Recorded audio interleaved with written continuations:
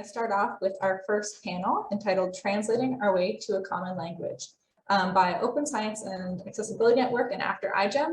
It's all about how multi-language science is a plus and not a delta for our community. It will be led by Cibele Zonier, and it will feature Diego Rosas, Sofia Sánchez, Jaume Puig, and Tejas Borkar. We'll get them spotlighted right now. Great, thank you. Thank you so much for having us here today. Welcome everyone to our session. And well, you listened to all of us talking a bit, but we also want your interaction. So I'm sending on the chat a link where you can open our interactive slides that Sofia is going to be sharing with you on the screen. Because over the course of our presentation, we will have a few questions and a few things we want you to engage with us. So to start, thank you so much for the BioSummit organizers for having us here. I also want to thank my colleagues presenting the session with me, Diego, Jaume, Sofia, and Tejas, and also Deborah, Kelly, and Annika that weren't able to attend today, but are a huge part of our Open Science and Accessibility Steering Group, specifically the Translation Initiative that we hope to introduce to you today. So please follow the link I sent on the chat. I'll send again. You can also use the code to be joining us. So, well, we can go ahead on our presentation. Next slide, please. So everyone here already knows that synthetic biology as a multidisciplinary endeavor holds the potential to solve some of the most crucial challenges we have in the 21st century. These challenges range from getting a better grasp about basic mechanisms of life, all the way up to working with microorganisms to produce phytochemicals, clean the environment, and treat illness, and much more. However, it is clear that these goals cannot be achieved by single individuals, and we need to work as a community in order to truly make good progress. And we are here at the BioSummit. As you can see, the pretty logo from BioSummit this year on our slide is a proof of this desire to be part of something greater than ourselves, that we want to help the development of SynBio in a socially and environmentally responsible way. And well, this last statement is a key. So developing of synthetic biology in a responsible way. Because while it's true that the potential of synthetic biology is good, is huge and is good for, we hope, everyone, it does not come without its risks to ourselves and to the rest of the natural world. Adding to this, the development cannot really happen if only a few people are involved in this process. So here we go to our first activity. That is, we want to know what is development of SynBio in a responsible way for you. So please feel free to share your answers on our interactive slides. And also on the chat, if you aren't able to go to our presentation. What is the development of SynBio in a responsible way for you? And there's no right answer.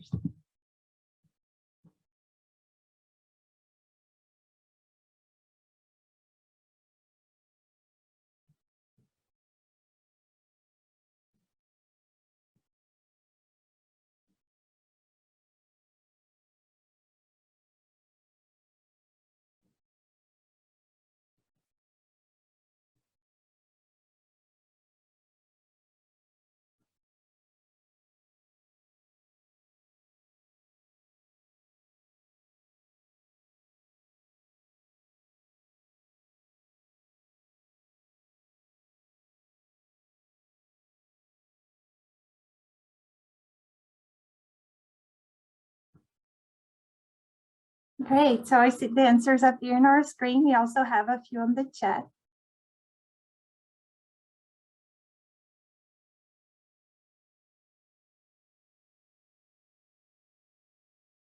So we have understanding the implications of technology on both people and environment. I got, yeah. Thank you.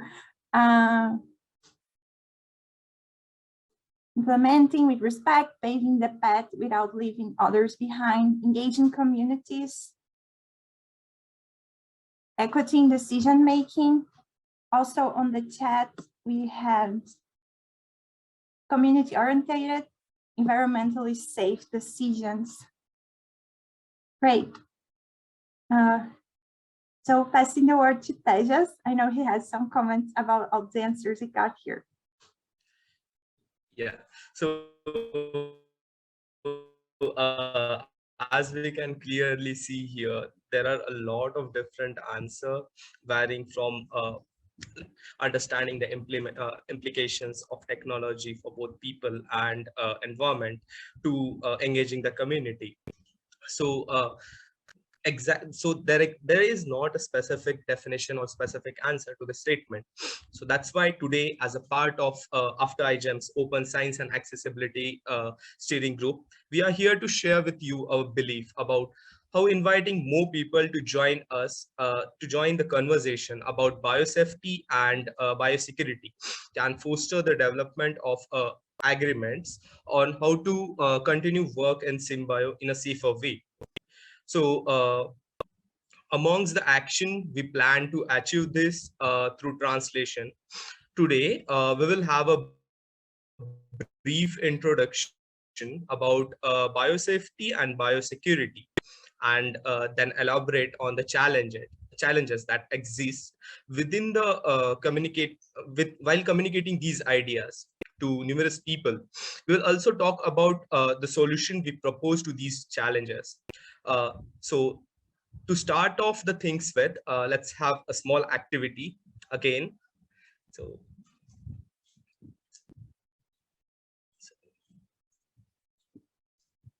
So here is a picture for you guys, and we would love if you can describe this image in not more than 7 words. So the goal is to show that the possible sentence for a single image. I doubt that everyone will write same answer. Let's see what everyone has to say.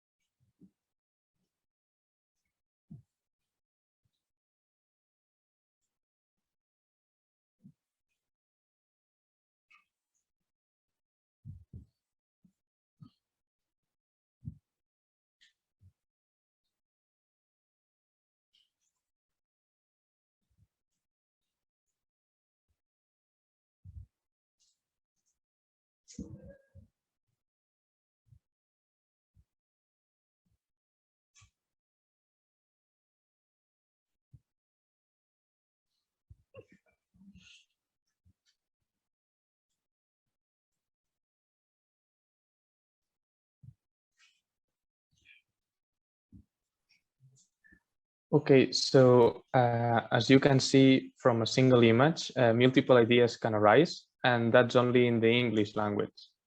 So around the world, English is recognized as an official language in a total of 67 different countries, and each country has different perspectives and cultures. This means 67 different ways of expressing and communicating what we perceive, see, and know.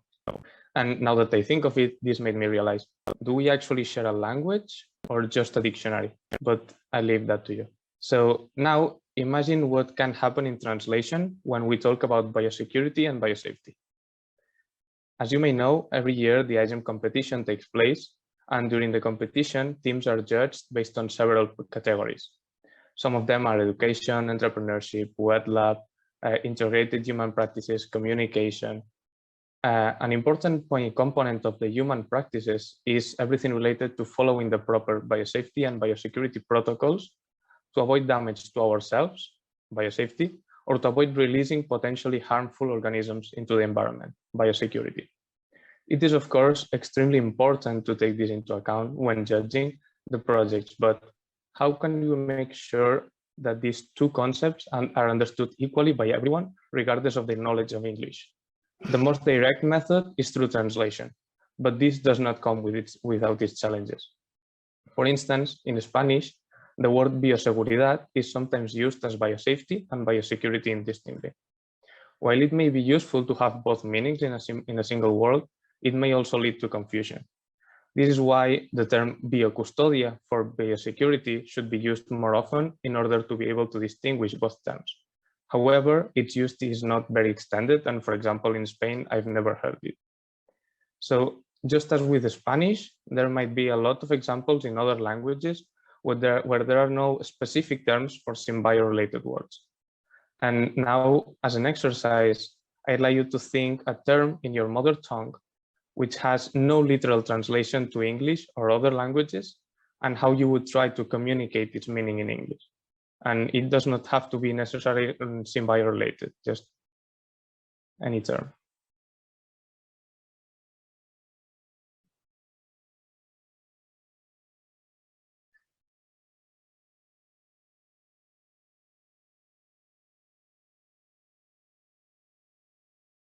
Can we get a link to this one? Is it in the chat already?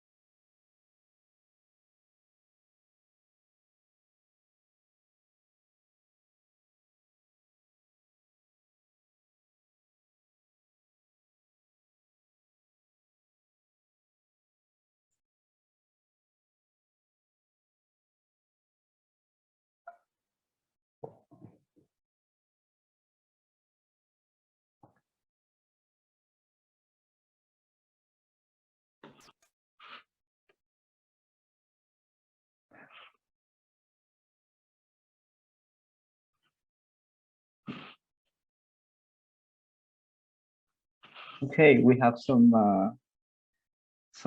phrases right now, and it is pretty clear, at least for me, that yeah, I know the one that the teacher posted, and I cannot explain it in English as well.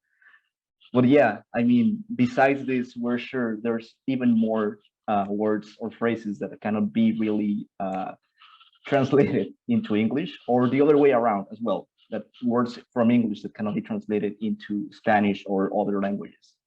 I hope that with this little exercise, it's now a little bit more clear the huge challenge that this represents to when doing translations, because even with the simplest of terms, but now imagine about the synthetic biology terms, which are more technical, a little bit more yeah, sorry, I lost connection a little bit there. But yeah, so recently IGEM organized a workshop called Values and Risks. The goal of this workshop is to talk with the IGEM teams about the risk associated with their projects and to discuss what could be done about them. Understanding the importance of this topic and seeking to reach as many people as possible, translations were made into Spanish, French, and Mandarin. It is really easy to say, like, yeah, translations were made into these languages. However, the translations on themselves were really, really challenging. Speaking particularly about the translation into Spanish, in which I was involved, even when we, the three translators, were from Mexico, we were from different regions in Mexico, and we had different backgrounds as well, which definitely impacted the way in which the translation was made. Also, we needed to make sure during the whole text to use a common vocabulary in order to have a cohesive translation. And a more important aspect of this translation is that we weren't translating only for people in Mexico. We were translating from Spanish-speaking people all around the world. So we needed to make sure to use a neutral Spanish, the most neutral version we could use, in order that we made sure that most people could understand our translation. This is where it became really evident, the need for diversity and community building when working towards creating translations into different languages. As part of the Open Science and Accessibility Network, we right now are working on creating a glossary of SynBio terms in which the volunteers and anyone who wants to be involved can just go in there and post a term and its translation into different languages. So far, we have Spanish, Portuguese, of course, English, French, and many, many more languages. However, it is also really clear that given the huge amount of experience and backgrounds of the volunteers, this glossary can only be done right when more people collaborate on its development.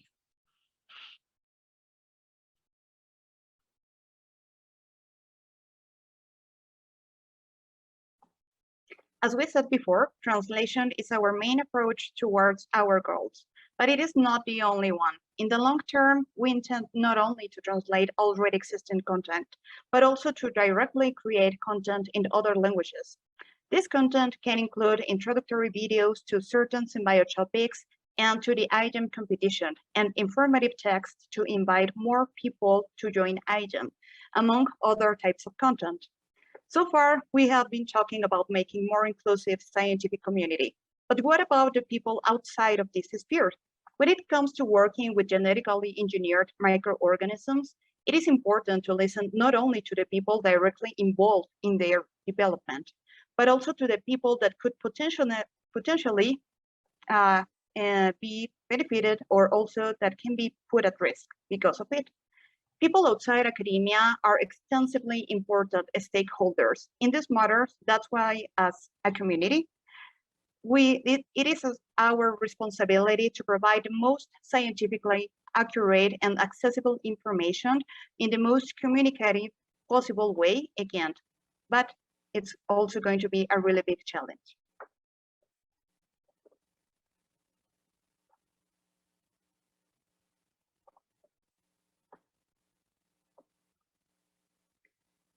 And well, before saying goodbye, if anyone wants to share, we would like to hear some of your experiences regarding the challenges of making SynBio more accessible. What were the challenges you faced and how did you solve them? Examples can be whatever you want. For example, working from a lab where people spoke different languages, wanting to attend a conference where the main language was not only the one you knew, or even trying to read a scientific paper in English, which can be challenging a lot of times. You can share your thoughts here in the chat. You can also let us know if you want to open your mic. Yeah, feel free to raise a hand if you want to share any experiences.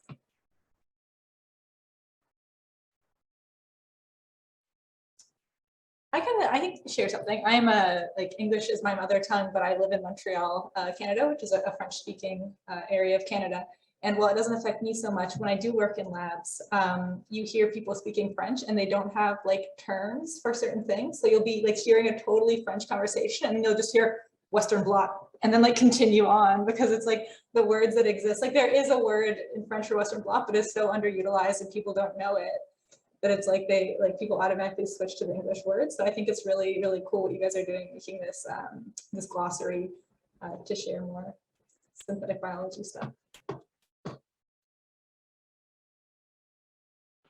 Yeah, that's true. Working on multicultural laboratories, it's really can be challenging, but at the same time, we think it's really, I don't know the word in English for this, like it gives you a lot of new ways to think about how to do science as well. So also sharing a little bit of an experience here, I once worked in a laboratory where there were people from Mexico, from the US, from China, from India, from a lot of different places.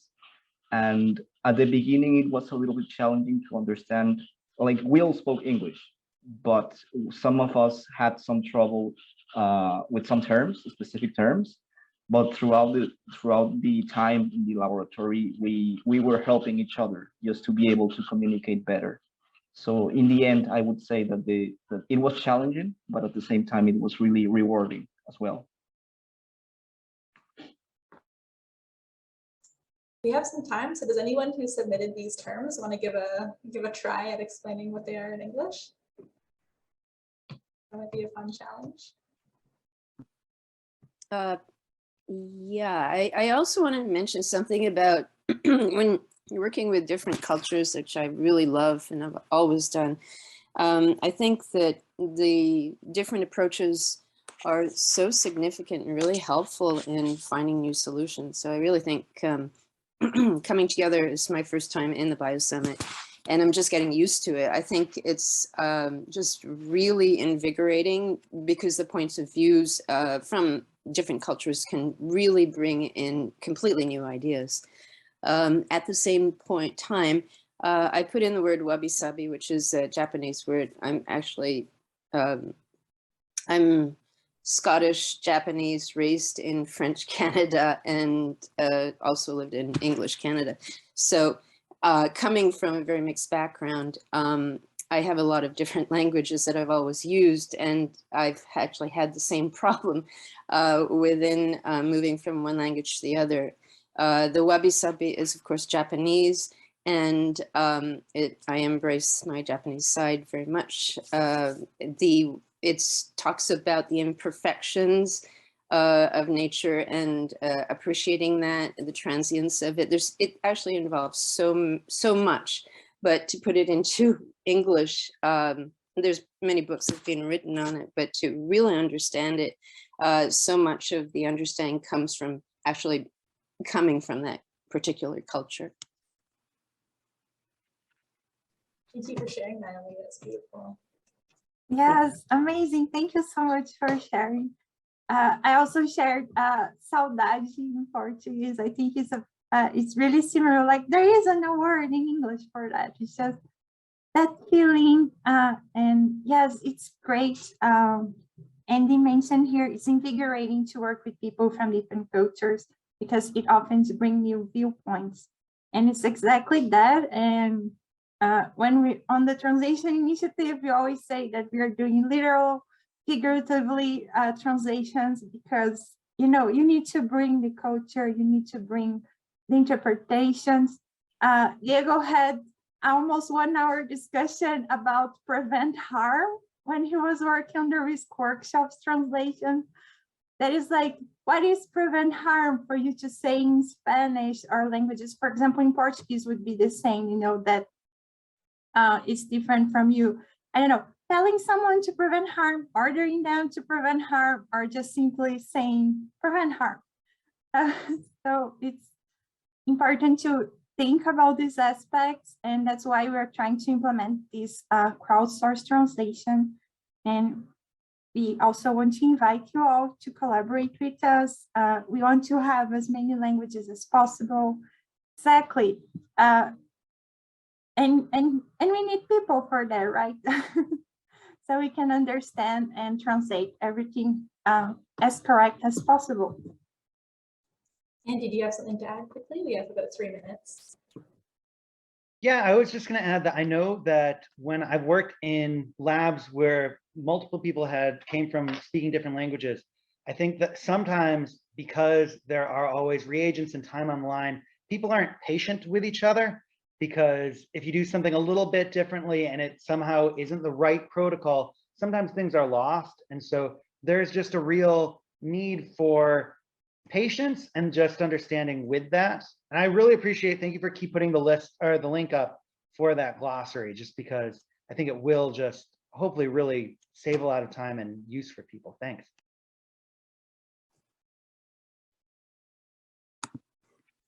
Okay, are there any last comments or questions for this After iGEM team?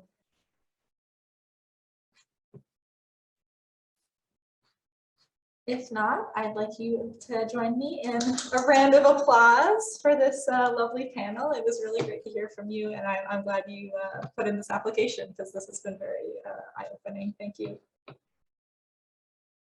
Thank you so much for having us. Yes, Thank you. Thank you so much for having us here. Awesome. Okay, so we're going to move into the second part of this communicating science 1 hour-ish chunk.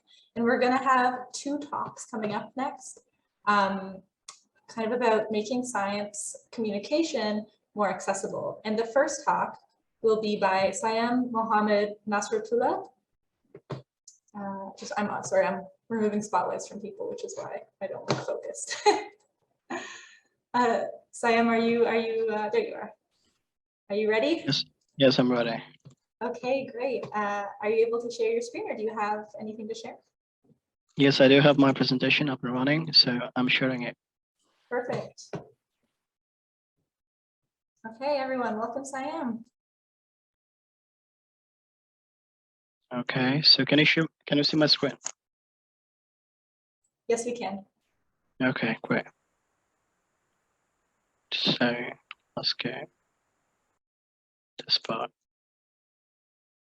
Let's get it running. Beautiful. Okay. Hi, I'm Sayem Md Nasrotullah, joining from Bangladesh. I'm a science communicator, founder and CEO of AI Edge, and a researcher at the Cell Genetics and Plant Biotechnology Lab at Jahangir University.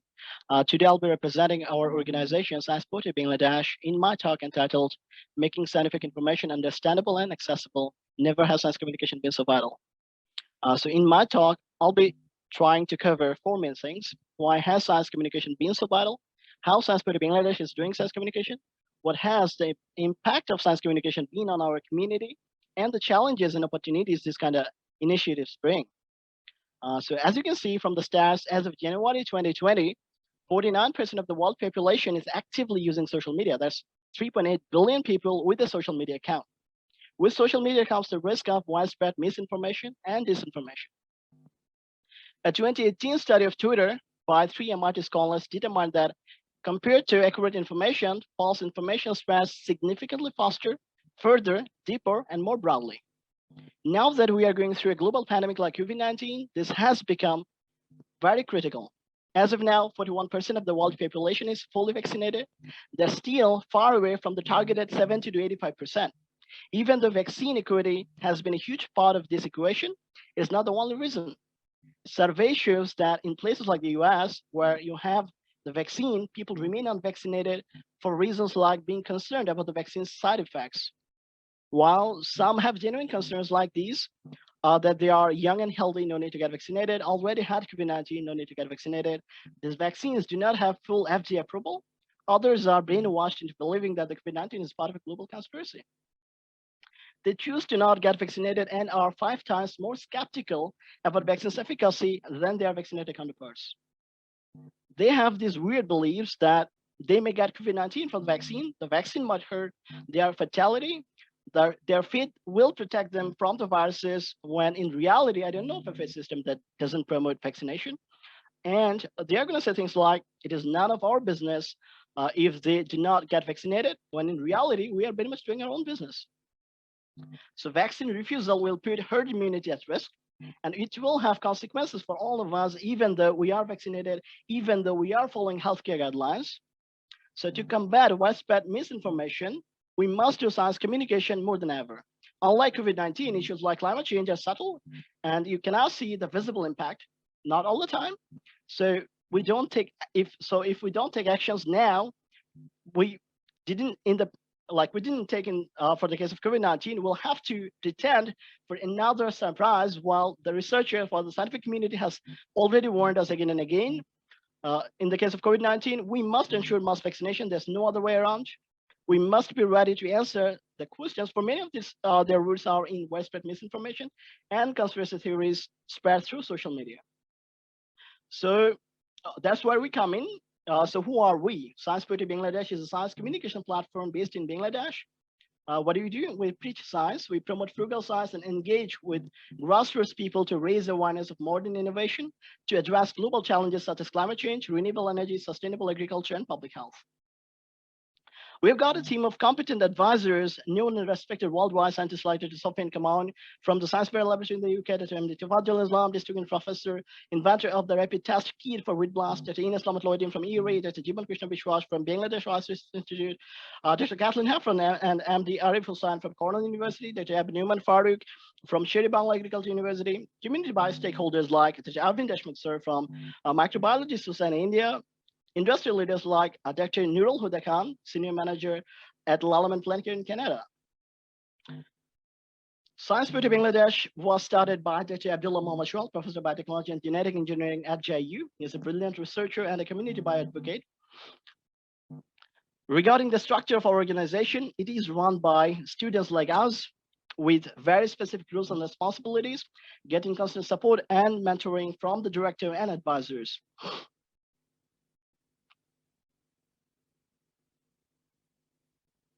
Now let's talk a bit about our research wing. In countries like Bangladesh, where we don't have a lot of research opportunities, we started SPB Research Wing a year ago in collaboration with the Cell Genetics and Plant Biotechnology Lab at JU. The good news is that we are about to publish our first research paper. We have a dedicated ambassadors program that enables community leaders to start initiatives at their campuses and locality. We started Science Fair Bangladesh just before the pandemic. During the peak of COVID-19, we would regularly publish these posters on our Facebook page to raise awareness. Educational institutions were closed for an indefinite period of time. To support education and learning, we were hosting online seminars and workshops, engaging the world's topmost scientists, researchers, students, and common people on cutting-edge technologies ranging from precise genome editing, algal biofuel production, speed breeding, vaccine development, plant metabolic pathway hacking, GM crops, spirulina, the food of the future, CRISPR-Cas, and blue economy. The seminars were free and open for all. When we knew that the vaccines are on the way, we started promoting mass vaccination. When COVID-19 vaccines became available, we were among the very first people in the country to take the vaccine and promote it in our locality. The Bangladesh government started a mass vaccination program, and the results are here. It is a great moment for us Bangladeshis when we recorded no daily deaths from COVID-19 for the first time in 20 months, just the day before yesterday. We hosted seminars in Bengali to stay relevant and penetrate even deep. And the response we got from our very first seminar were phenomenal. We had 716 registered participants from more than 20 countries, and the trend continued for the rest of the events. The seminars were participated by people of all age groups and sex. Female participants continue to increase and outpassed male participation by the end of the year. Last year, we hosted 10 seminars and 3 workshops involving 31 world-renowned scientists and over 185,000 people from 82 countries. On the eve of International Mother Language Day, celebrated worldwide in memory of people from our community, the Bengali community, we celebrated the brilliant work done by Bangladeshi scientists. Bangladeshi scientists, with the help of genetics to identify species, have been able to give rebirth to the legendary Dhaka muslin after 170 years. This was our very first formal meetup with our advisors. It was a lot of fun. Quizzes and essay writing competitions are great ways to engage with the community. We did this essay writing competition in collaboration with the Microbiology Society in India. Here's the first grader from India sending us her essay, and it was amazing.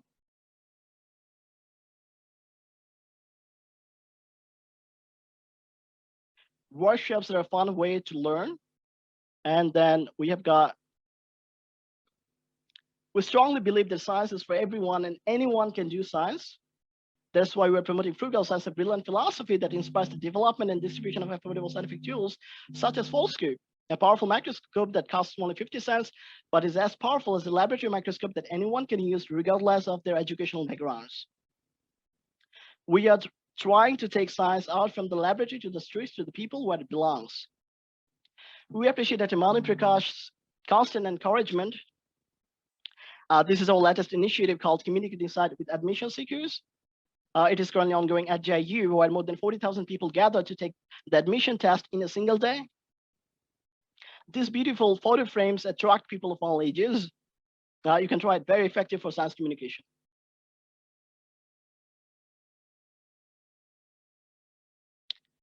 Now for the challenges, finance has always been a key concern since the beginning of this initiative. In a country like Bangladesh, where we don't have a lot of funding opportunities, we largely relied on collaborating with organizers and labs working towards the same goals as us. I think we should leverage the power of big philanthropy. People with an obscene amount of wealth are donating to community initiatives for a variety of reasons, including improving their company's profile or getting a tax cut. We should embrace this opportunity since an obscene amount of wealth always belongs to the people. Other challenges include not getting people to get work done on time, but I want to echo with Dr. Marshall Gans, as he said on the first day of this Biosummit, there will be highs and lows, nothing is permanent, this is part of the experience, keep moving. As for the opportunities, this kind of initiatives allow us to know more people, know new people, learn from their experiences and start the next big thing. To join us in our initiatives, feel free to reach out to us at www.scienceportabd.org or at bit.com/scienceportabd. I encourage you to use Facebook for now because we'll have to do some testing with our website to make it load faster. I really do want to thank the organizers, and as a small organizer myself, I know the huge amount of pressure you guys are going through, and I cannot thank you enough for what you're doing. Thank you all for listening to me for so long. If you have any questions regarding Science Portal Bangladesh or science communication in general, feel free to reach out to me via Slack. I'll be answering to your questions. Thank you all for listening to me. Thank you. Great, let's give a round of applause, some snaps, some claps to Sayem for that excellent presentation on Science Portal Bangladesh. Is there any way, Sam, that you could put the link to the Facebook in the chat in here, just because I wasn't able to type it fast enough, but I'm sure people would want to hear. I'm gonna give it in the chat. Don't worry. Thank you so much. That was great. We have time for one question. If anyone has any, Go ahead. Any questions for Sayem or Science Porter, raise your hand or unmute or type it in the chat.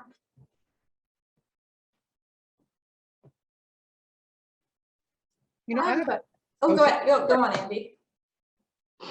You know, there's one in the chat right here. Faraz is asking, where can we find your first paper? Because you were talking about your first paper coming out.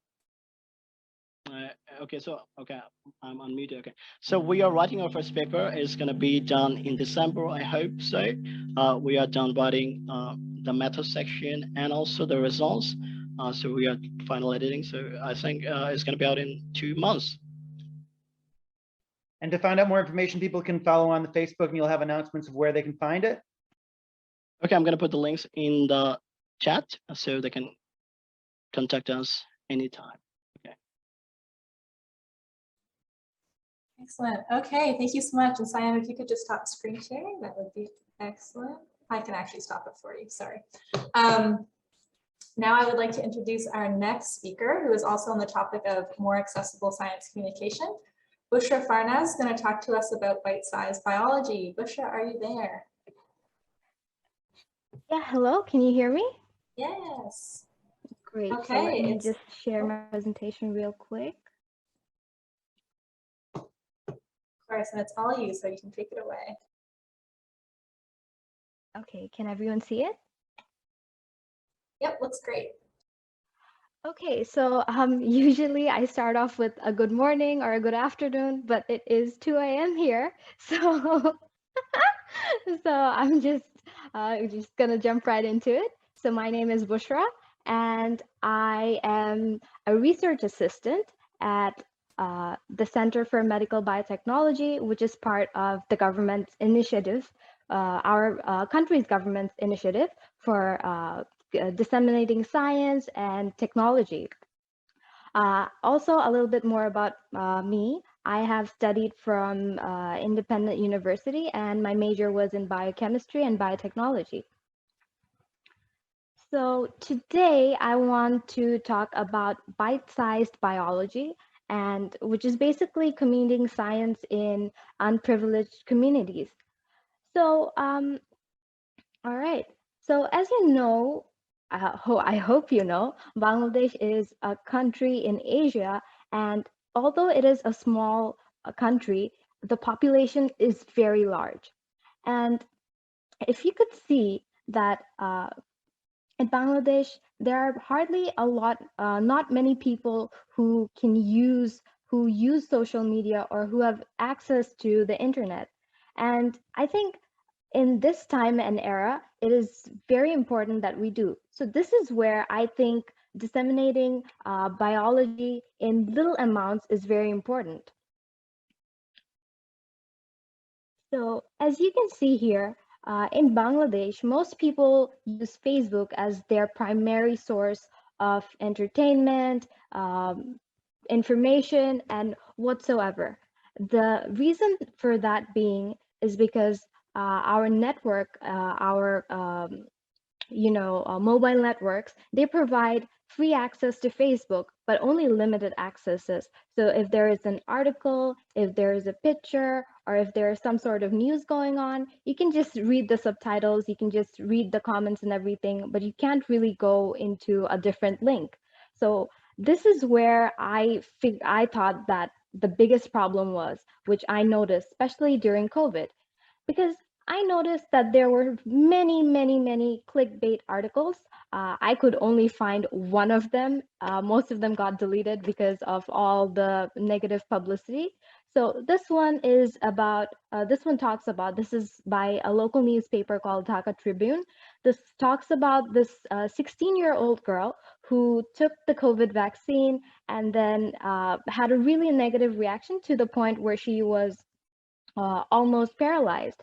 And this had almost 2,500 shares and a lot of views, and people had a lot of negative reaction to it. Like, I was going through the comments and everyone's like, oh no, we shouldn't take the vaccine, this is really bad for us, and whatnot. But the thing is, the news itself wasn't even in Bangladesh. It was somewhere in Canada, and the child who had the reaction was actually someone who had a pre-existing condition. So see, this is where the confusion begins. You just read the title and you think, okay, all right, yeah, this is something that's wrong, I won't take the vaccine. I think I had to talk my parents into it as well.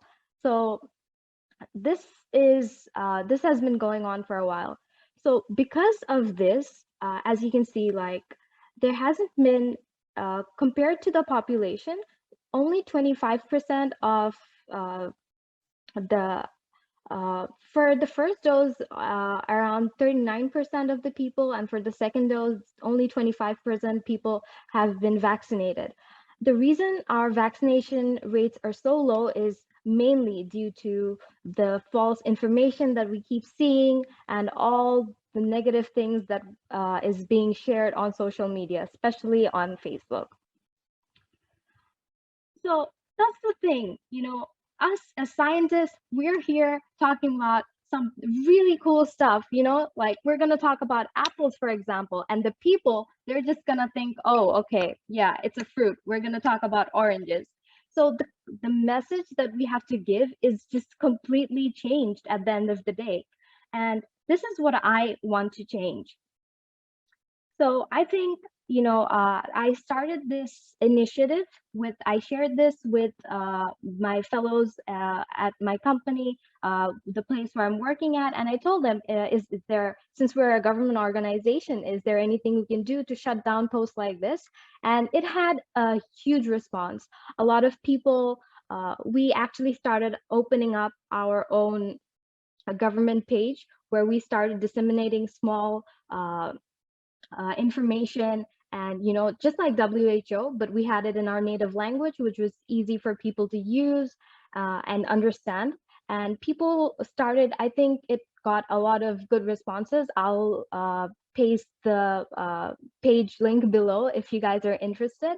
I've been actively taking part in that. I've been writing the posts, and I think this has significantly helped people clear up their misconceptions. We've had many people inboxing us with their questions, queries, sending us screenshots of questionable articles, where I was very happy to clear up their confusions and whatnot. So I think at the end of the day, people are just really confused about, and they're just really intimidated by science. But all I want is for people to not be afraid of it, to ask more questions, and to realize that this isn't something, science isn't something that's very difficult, that's always meant to be in a lab and just for really smart people. And it's something everyone can know and everyone should have access to. So yeah, thank you for listening to me. And if you have anything, any questions or anything you want to tell me, please just go ahead. Thanks. Round of applause for Bushra and Bite Size Bio. Thank you so much for sharing with us today. So sorry, how long have you been at this, did you say?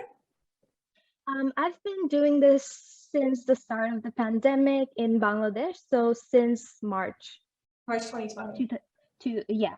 Wow, that's excellent. Great job getting on it so early.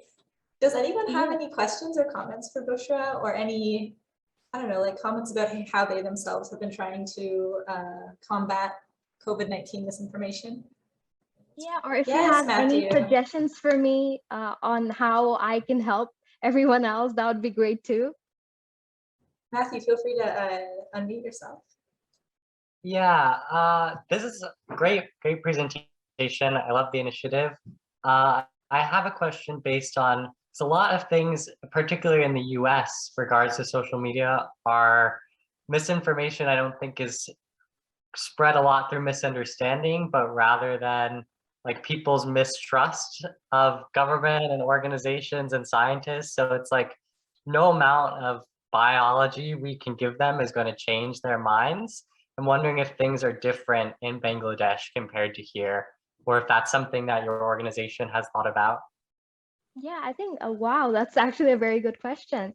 The thing with people here is that a lot of people, it's not about the mistrust. I think it's a lot about people not understanding a lot of things. Like, you know, like I said, you know, people think science and they're like, oh, it's for really smart people. You know, it's not for me. I don't understand it. But for people here, they're just intimidated by it. So I've noticed, and I've been actively trying to just talk to people, you know, just break it down as little as possible, just, you know, teach them the ABCs of science and just tell them, you know, not to be scared. And I think that has worked for me. Thank you, Matthew. Anyone else, anything else? That's excellent. So there's a pretty prominent science communicator here in Canada called Sayem, and she always says, Matthew, to your point, like meet people where they are, because if people are set in their ways and you come at them in kind of a confrontational way, obviously, like you're not going to change anyone's mind. So trying to meet people where they are has been a good tactic for a lot of science communicators, I think. Andy. This was such a great talk. I was just curious, after the pandemic starts to hopefully at some point phase down, what are the next issues that you want this organization to start working on next? Is there a next goal after the pandemic? Yes, definitely. So far, I'm just focusing on the pandemic, but I have a lot of plans ahead. I definitely want to start with, you know, health issues that are related to women, because in my country, it's a very conservative culture. So no one likes to talk about things like periods, menstruation, even breast cancer. People are very shy talking about it. They don't want to talk about things like that.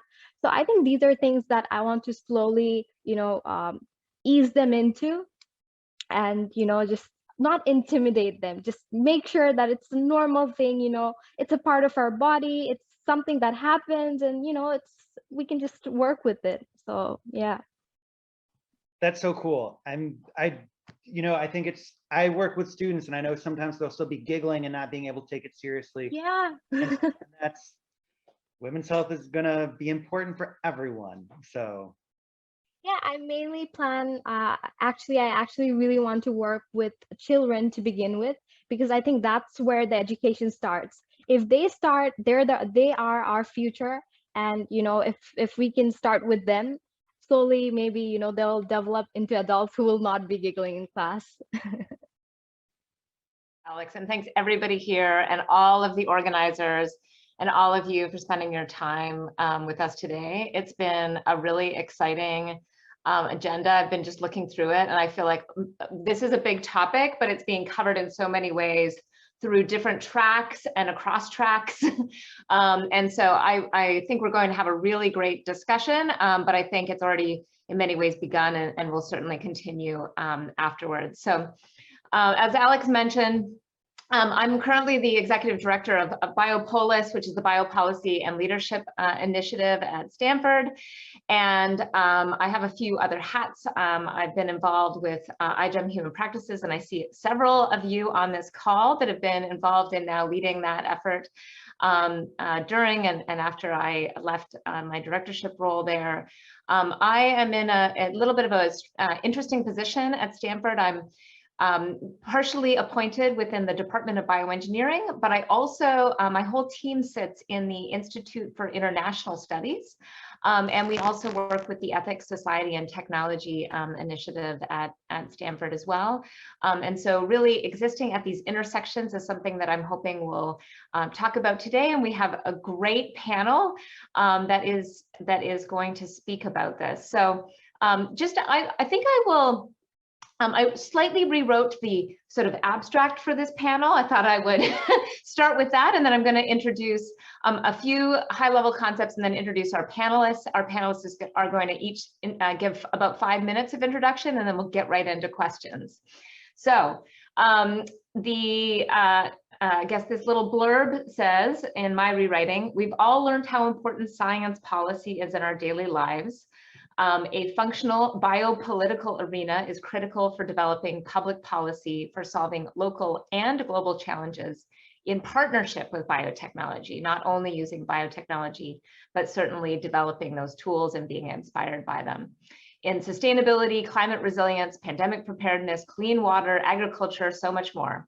So how do we both elect and work with our elected leaders and community leaders to support both policies and practices that prioritize common goods and are backed and supported by evidence, or can help develop that evidence where needed to support, and how can community biotechnologists in particular get more involved from the local to the international level?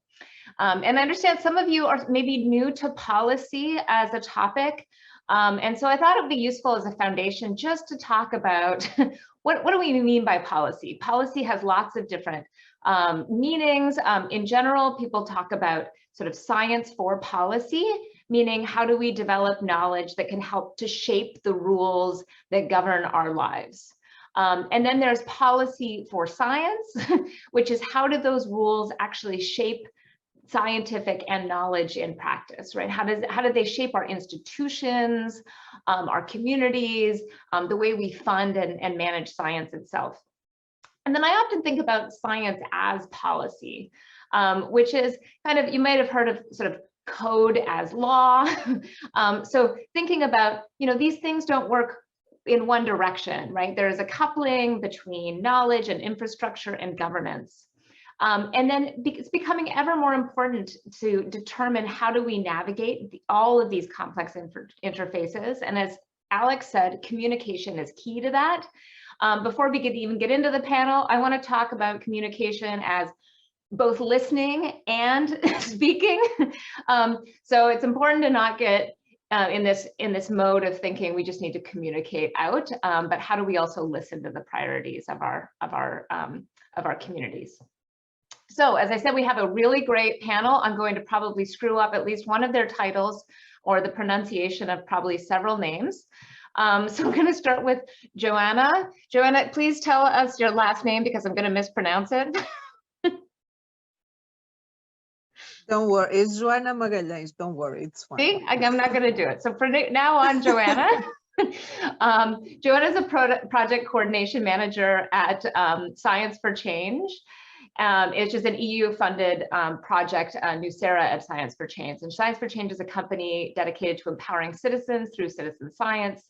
She has a PhD in molecular biology, more than 15 years of experience as a researcher and practitioner in the fields of tissue engineering, science communication from a gender perspective. She was the award recipient for Science on Stage in 2017. In the category of press, radio, and TV. And she is a board member of one of the regional nodes from the Spanish Association of Women in Science and Technology. Next, we have Ian Peter Busuulwa. I'm probably going to pronounce that wrong. Did I do that bad as well? Ian's just smiling at me. He's like, you screwed that up too. Fine. That's great. Thank you. So he's a biotechnology with a strong passion for effective science communication and science policy advocacy. He's currently a public policy fellow at Ginkgo Bioworks, which I know many of us are familiar with. He's been advocating for biotech regulations in Uganda since his days as an undergraduate student and continues to do so with various governmental and non-governmental organizations in Uganda. And he is recently interested in synthetic biology and the bioeconomy, two of my favorite topics as well. And last but certainly not least, Arti Garg is the founder and chair of Engineers and Scientists Acting Locally, a national organization dedicated to increasing city, county, and state level engagement by people with backgrounds in STEM, science, technology, engineering, and mathematics. And she serves on the Community Services Commission in Hayward, California, so not too far away from me here in Mountain View. And then previously was AI Chief Strategist at Hewlett-Packard Enterprises. Thank you all so much for joining us. I'm going to start off, I think, with Joana. Can you give us a sort of introduction to who you are, what you care about, and what we should think about at this interface? Yes, can I share my my screen then? I'll have a short presentation on what we're doing in NEWSERA. So within our this European funded project, we work 6 partners, and our overall aim is to demonstrate the virtues of citizen science as a powerful science communication tool in order to increase trust in science communication and in turn in science at large by promoting critical thinking. And our main challenge is how to integrate citizen science as a tool in science communication and also define specific strategies addressed to quadriplegic stakeholders. So we are using a bottom-up approach where we have defined what we call the citizen science communication labs, and each of them is dedicated or addressed to a specific stakeholder, from citizens, academic scientists, the public sector, industries, and we have also included a cross-cutting lab related to data and science journalism, as we understand that nowadays the complexity of communication is higher. So we would like to integrate this new way of visualizing data in order to better address different challenges that we have in terms of communication. So for these labs, we have selected 38 citizen science projects in Europe, and we are co-designing with them science communication strategies so that they can improve their practices and also their impact. And how are we doing this? We are involving representatives from these projects, as we call them the NEWSERA pilots, in communities of practice, where we engage them specifically with the stakeholders groups that they are interested in. Also, we involve science communication professionals and members from our team that are facilitators in the different sessions. And we are doing this within 3 rounds. In the first one, we will co-design these strategies. In the second round, we will refine them. So we have a very flexible approach, and then we'll have the final definition of these strategies. And it's also very important, although due to time I won't comment on that, is to evaluate continuously the real impact of each of the strategies and how their implementation is working throughout the project. And in the end, we want to have blueprints to share with all the community in order to also allow to share the knowledge that we are creating within the labs, and so that these projects can also include these new ideas of communicating and increasing their impact. So we are doing this using different co-design or design thinking methodologies. For example, this was one of the first labs that we have already implemented. So we first analyzed the different opportunities that have the different projects, and then we used a funnel conversion, a conversion funnel, I'm sorry, in order to reach a specific work plan with different actions and also specific tasks that can be followed throughout the entire project. And as well, we have defined indicators in order to review the impact of the actions. So these are just a few of the communication actions that are being used by our pilots. For example, they have developed specific strategies in order to engage either local, national, or European policymakers, creating specific documents like policy briefs, or establishing ambassador networks, also storytelling and data visualization news stories. One of the things that we are also doing is that we are doing a monthly mentoring with them, and seeing as well at the same time different synergies that can have with other projects. So we are increasing the power of the network, and we also detected common barriers. So we are helping them mutually to understand what different people are doing wrong and doing right, so that they can evolve rapidly for their challenges, and also to increase the impact of their actions. We have a policy brief. I'm not entering on it now because we will discuss a lot of these things during this panel. I can share it after. We also have a few challenges and also take away ideas from our project. I can share the link after.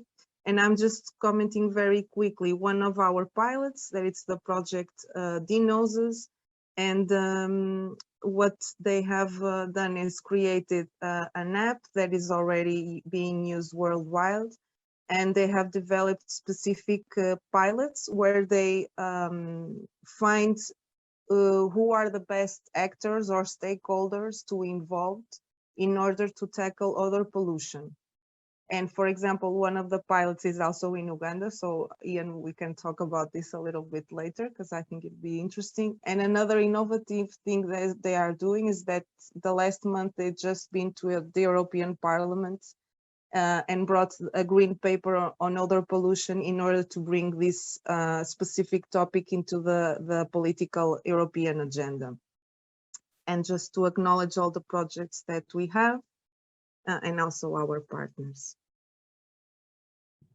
Thank you so much, Joana, for providing such a great overview of some of your very impressive projects and sets of outreach. And I agree, we want to dig into that list of key issues that you went through at the end there. So we'll return to those. Ian, I'm hoping you can go next and just give us a little bit of an introduction to who you are and how you've been navigating this interface.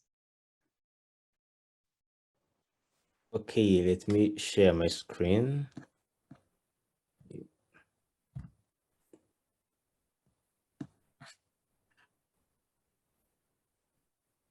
Yes, I hope my screen is visible. Yes, so my name is Ian Peter Busuulwa. I'm Executive Committee Member on Bio Africa. So for purposes of today's discussion, for my presentation, I'm going to kind of take you through the journey I've walked, this path of science, policy, advocacy, and communication.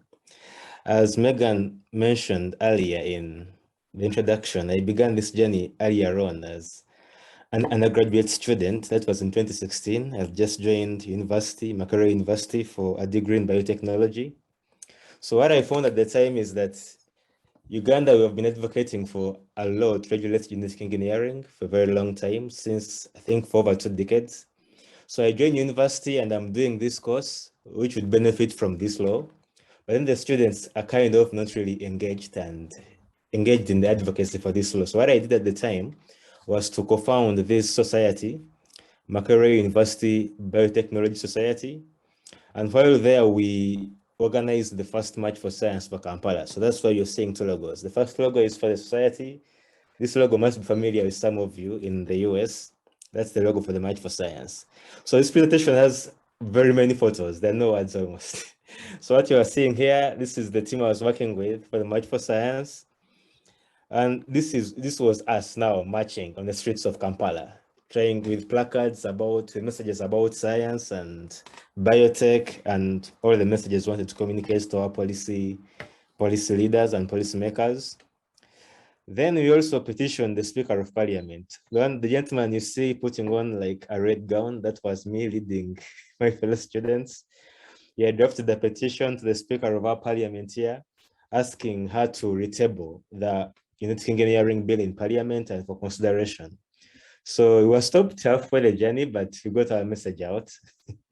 Yeah, so this was with me with my fellow students at the Biotechnology Awards. This was organized by another group to recognize people who are championing the fight for the biotech space in Uganda. So after university, I joined this organization, which is a government organization called the Uganda Biostatus Information Center. It's an information hub of the National Agricultural Research Organization, which is Uganda's premier research organization in agriculture. So basically, NEWSERA supervises all research in agriculture in the country, and UBIC is the information hub of that. So here I got to, one, understand how genetic engineering is being applied in biotech in agricultural research, and most importantly, interact with a lot of people, political leaders, cultural leaders, religious leaders.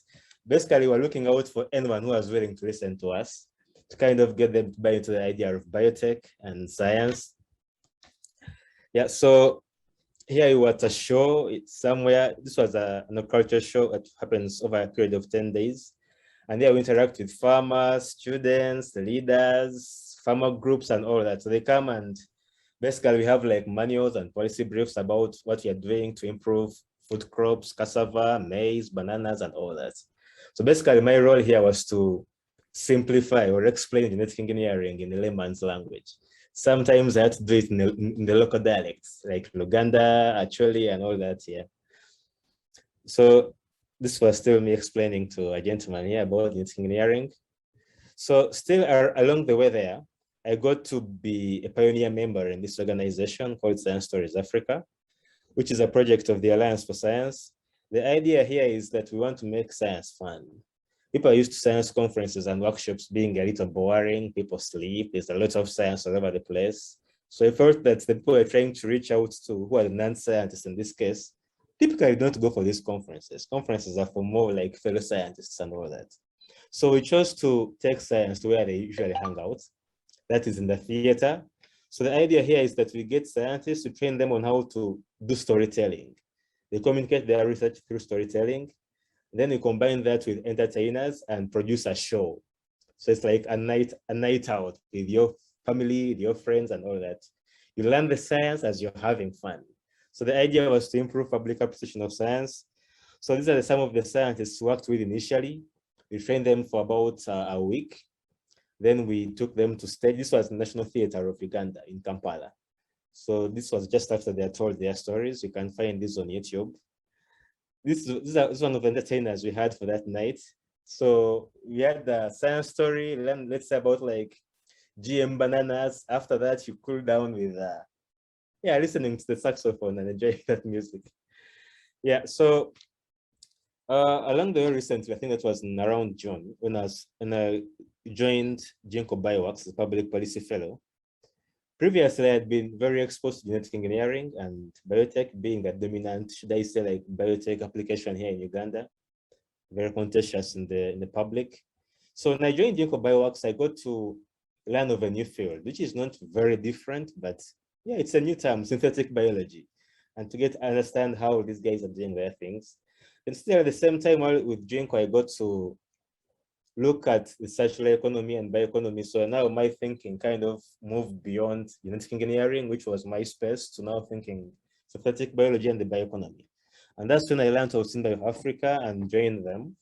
So I've been working with Bio Africa for, I think, about 3 months now, helping them think through policy and communications for their team. Bio Africa is a platform for largely scientists doing synthetic biology on the continent in Africa.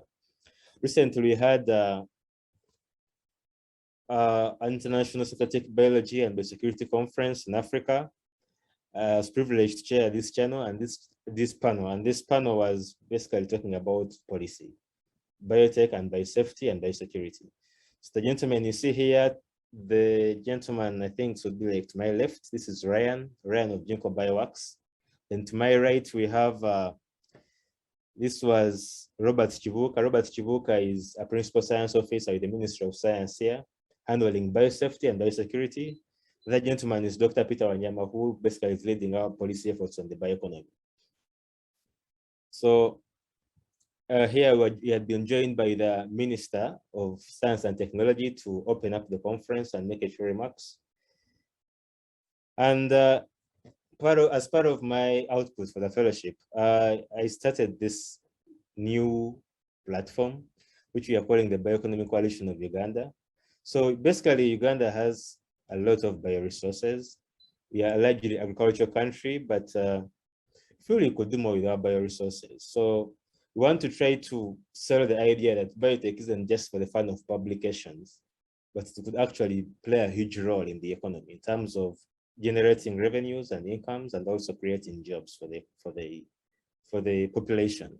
So the Bioeconomic Coalition of Uganda is housed at the moment under SIFOD.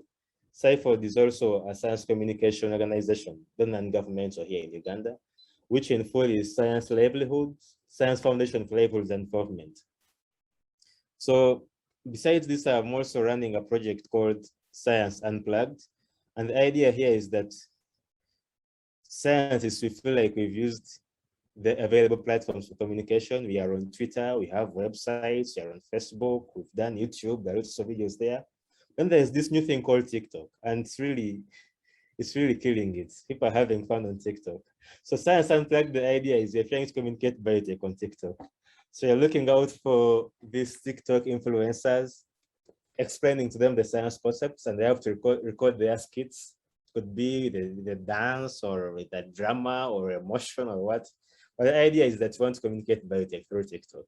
And still some of these videos, you'll find them on TikTok. For those of you on TikTok, when you look for the hashtag Science Unplugged.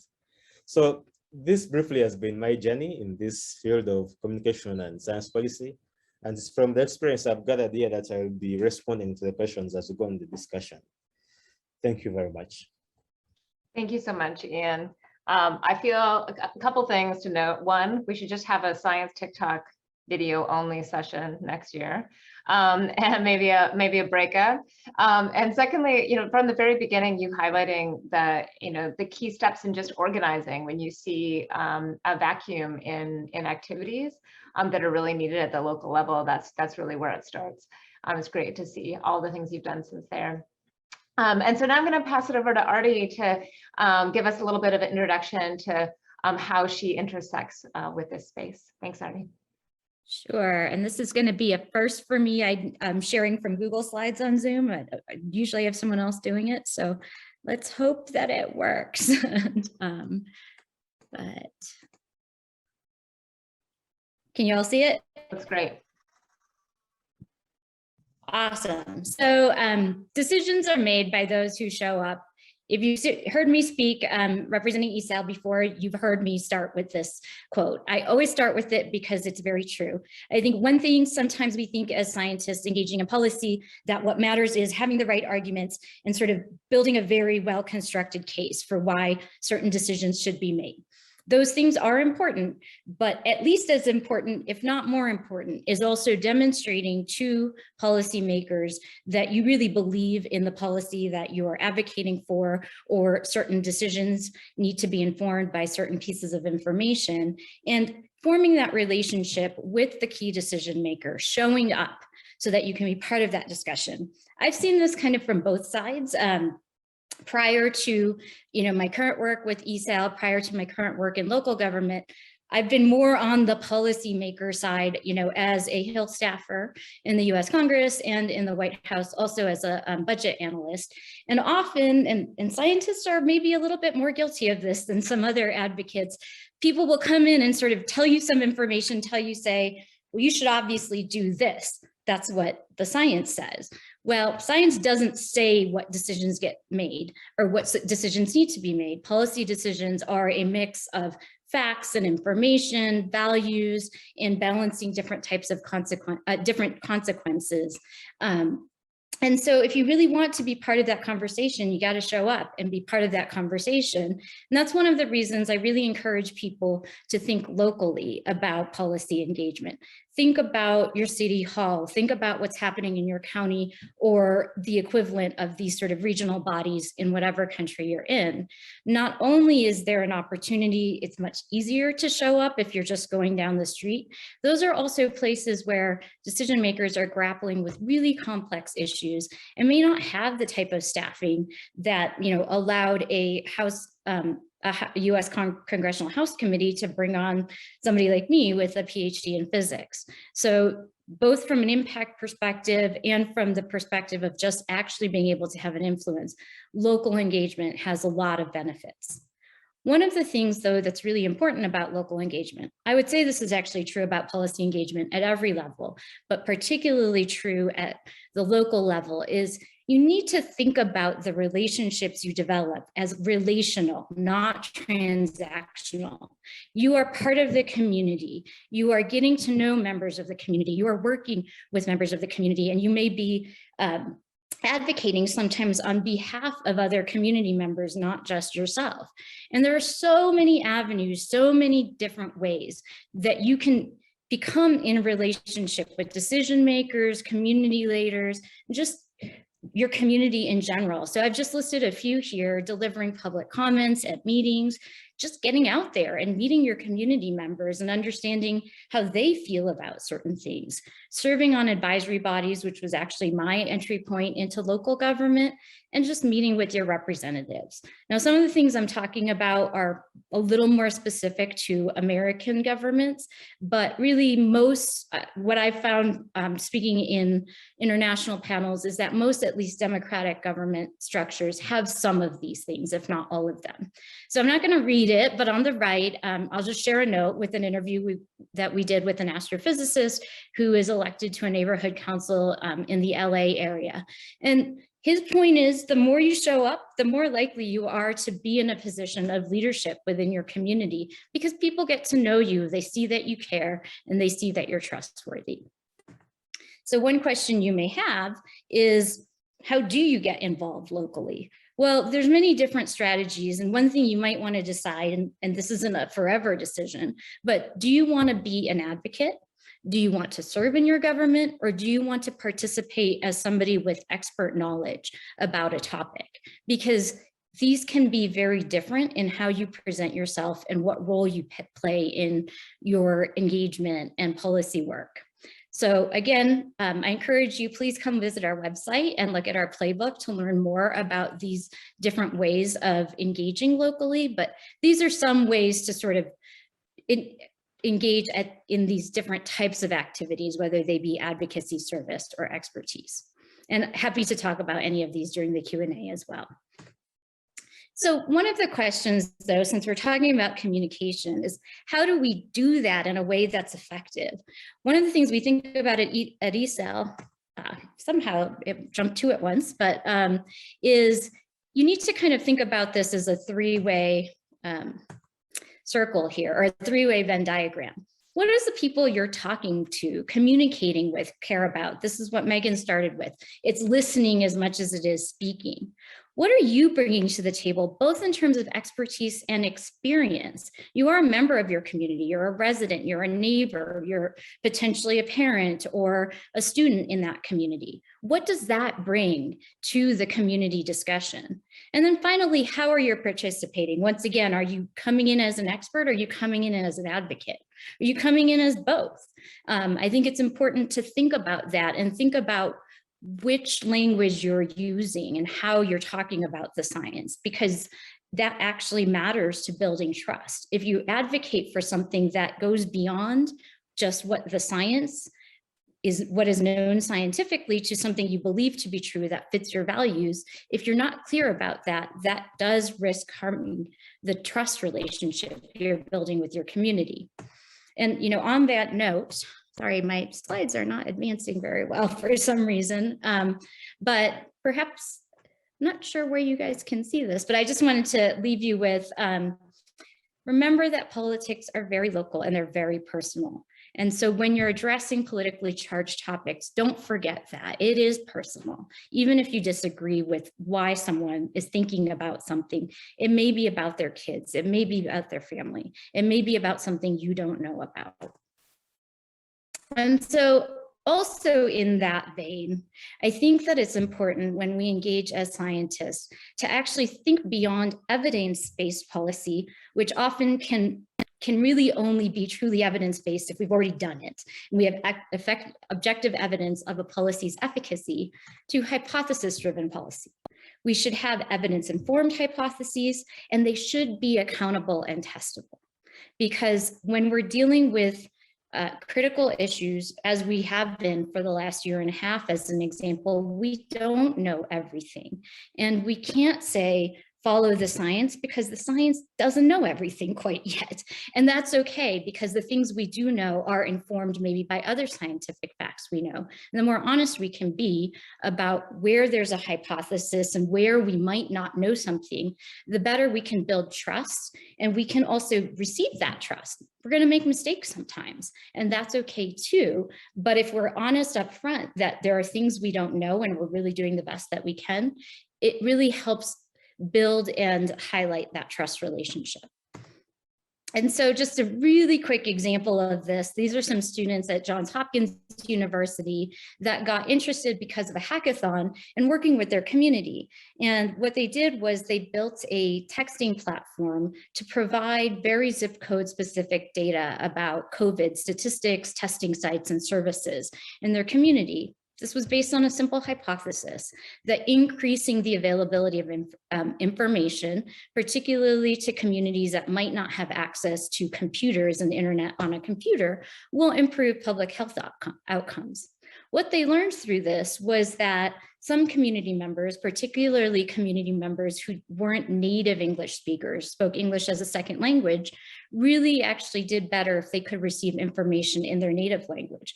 So they iterated on their program and now provide the same data in many different languages, which has improved people's ability to consume that information and make informed choices for themselves. So that's kind of where that hypothesis-driven iterative process to policy making that's very much in co-development with the communities that you're trying to influence and trying to serve can make a huge difference.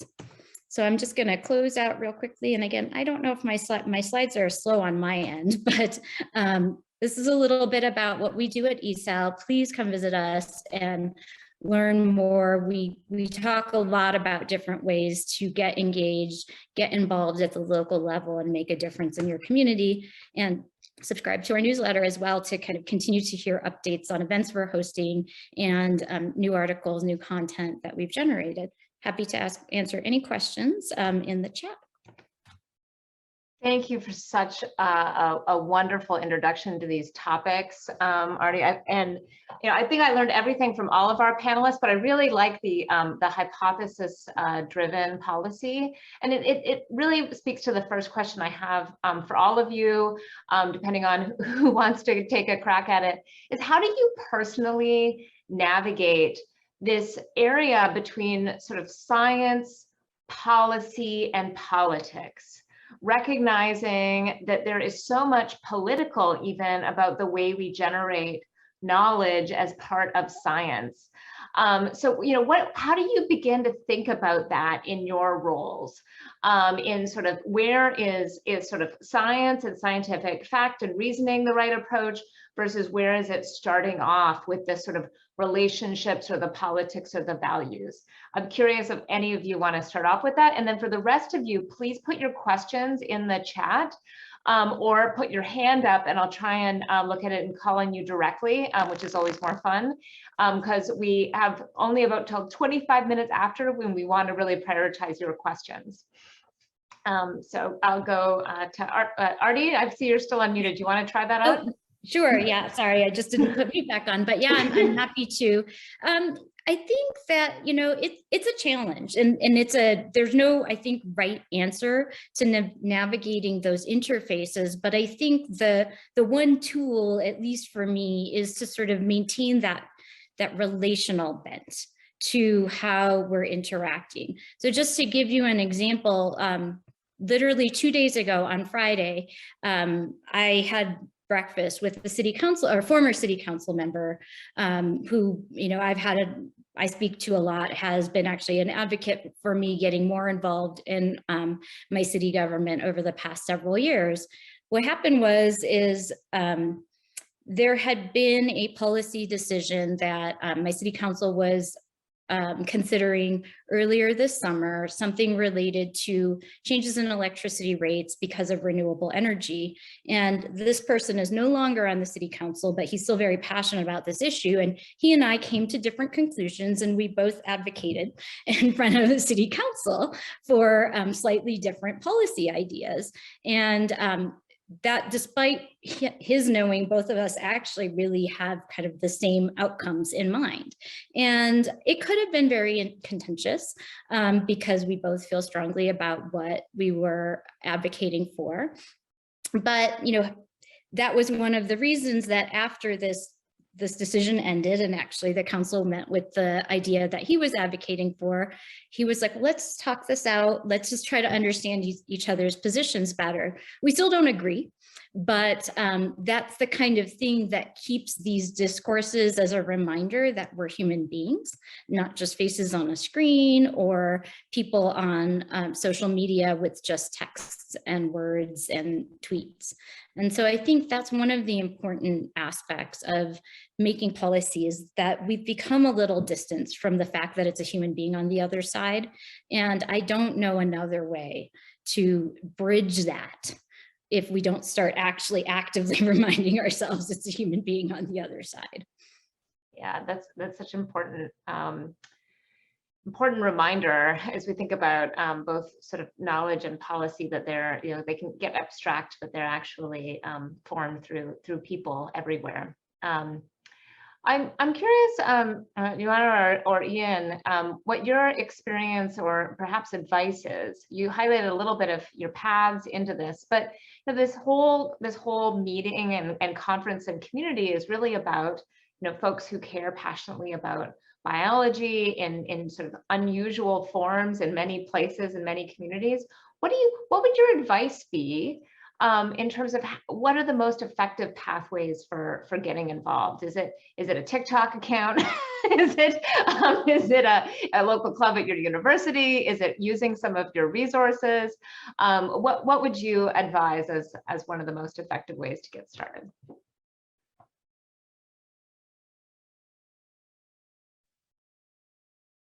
Should I go first? Sure, go for it.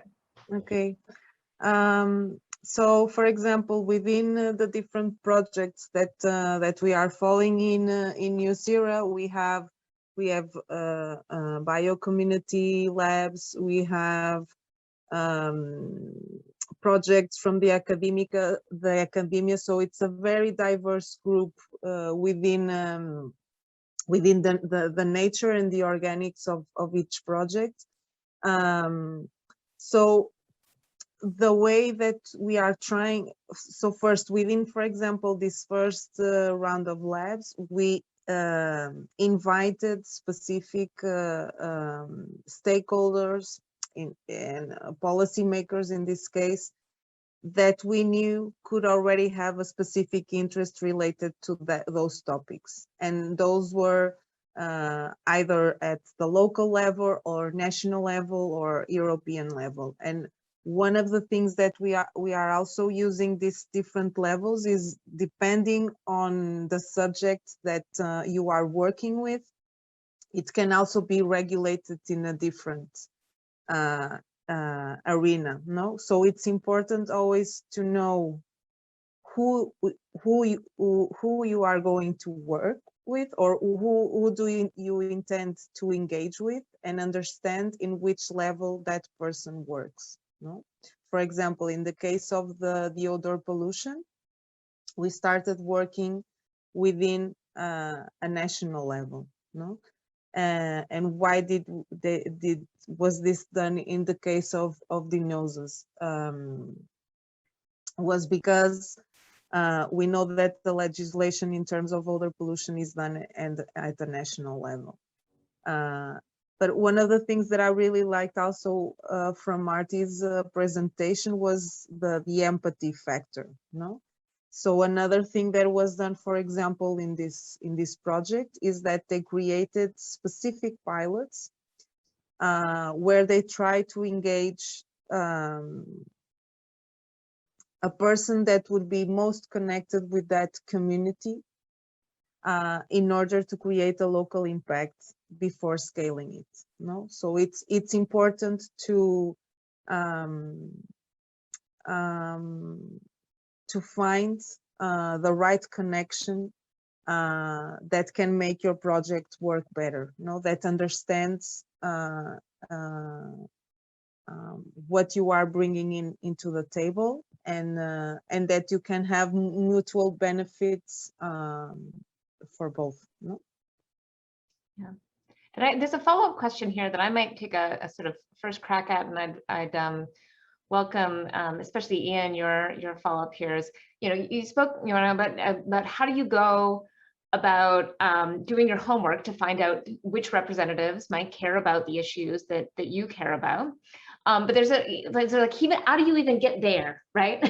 And I'm reminded, even in graduate school, maybe similar to you, Ian, like there was a group of us who were trained as bioengineers in other areas, and we cared about sort of science and scientific institutions, and then we basically just got together to do our homework together to figure out and read, like, what are the various pieces of legislation that are being considered. There's a lot of homework to be done, and it's easier to do it in small groups together. It seems kind of simple, but building a network that over time can get to know about our institutions that really shape this field.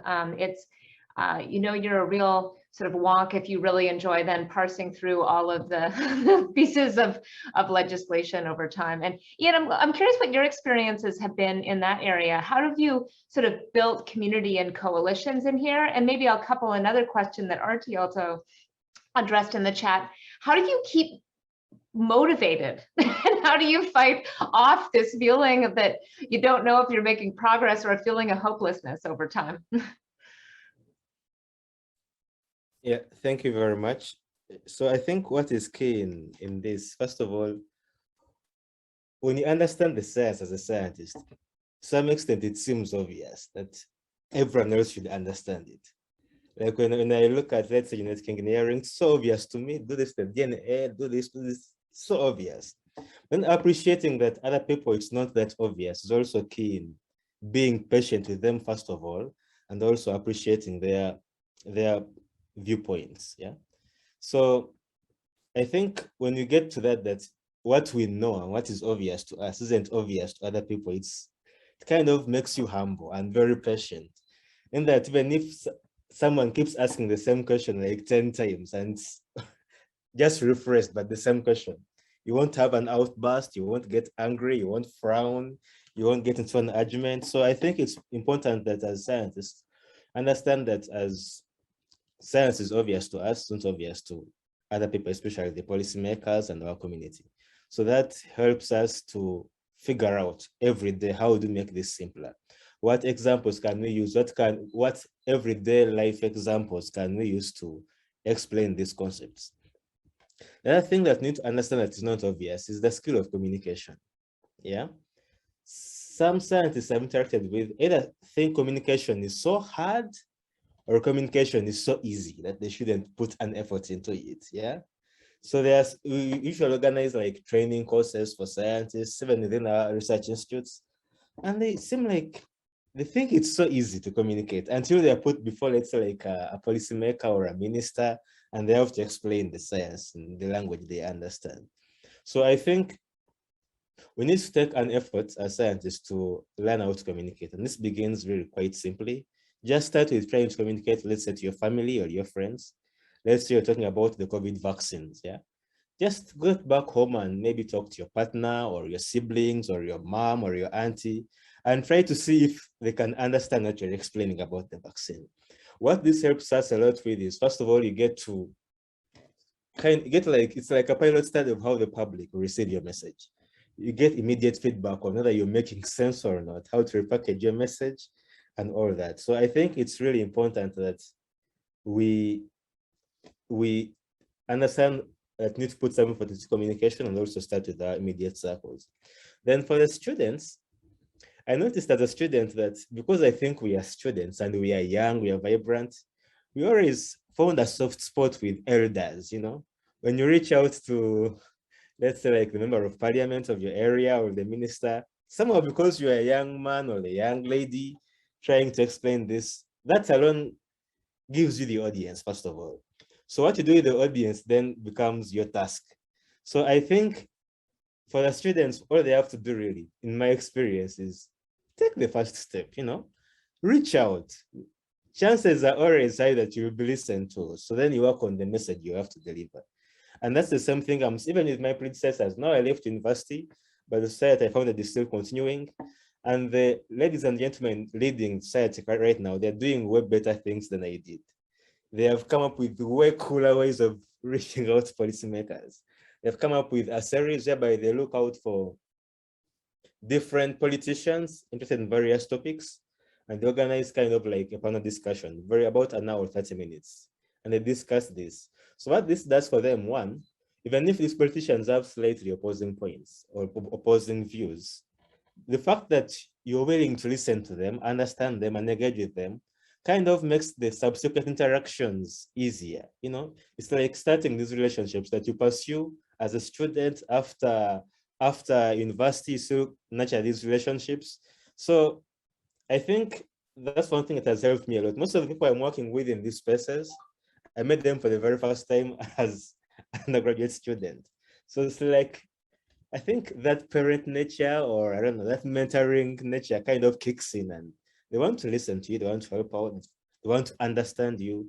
So I think for the students, really, the issue is just take the first step. Then you'll figure out the next steps thereafter. I think that's what I have to say for now, unless there's anything. No, For that's such good advice.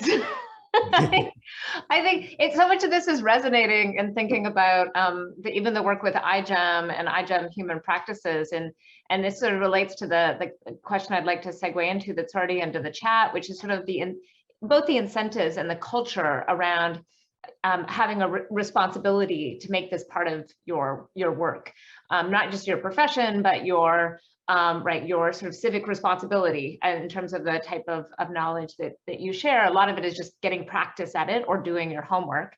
But some of it is actually trying to address the incentives around making this a rewarding part of your career. And so I know we're seeing some of this in a pointer to the issues in science and technology, our article that Arti put on, or Joana, you mentioning the types of programs that are being piloted. I wonder if yeah, you might share some ideas on the types of things that could incentivize this. And maybe since we're entering the last minutes here of our panel, what does this mean in terms of what types of incentives or cultures the BioSummit community might consider? What are the types of experiments in aligning those incentives might they think about as we're going into future years learning to do this type of work? So I'll give the chance for each of you to maybe make 1 minute last comment in terms of anything you want to share along those lines or something else entirely. So I'm going to start off with Joana. Yeah, so I was just sharing, I was going to share another information. So one of the, there are different barriers that are slowing down that scientists are actually getting involved into conversations with the policymakers. And 2 of the things are lack of recognition and lack of time. In Spain, for example, there was a plan that was released just before the pandemics regarding how to evaluate science communication activities into the curriculum of researchers. And I think this was a game changer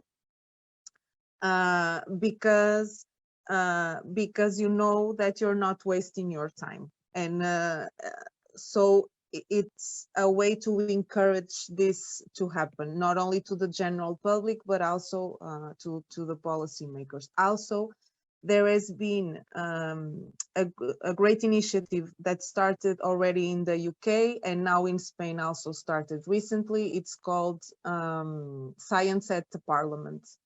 So they have created a specific group that everyone could engage with in order to bring evidence-based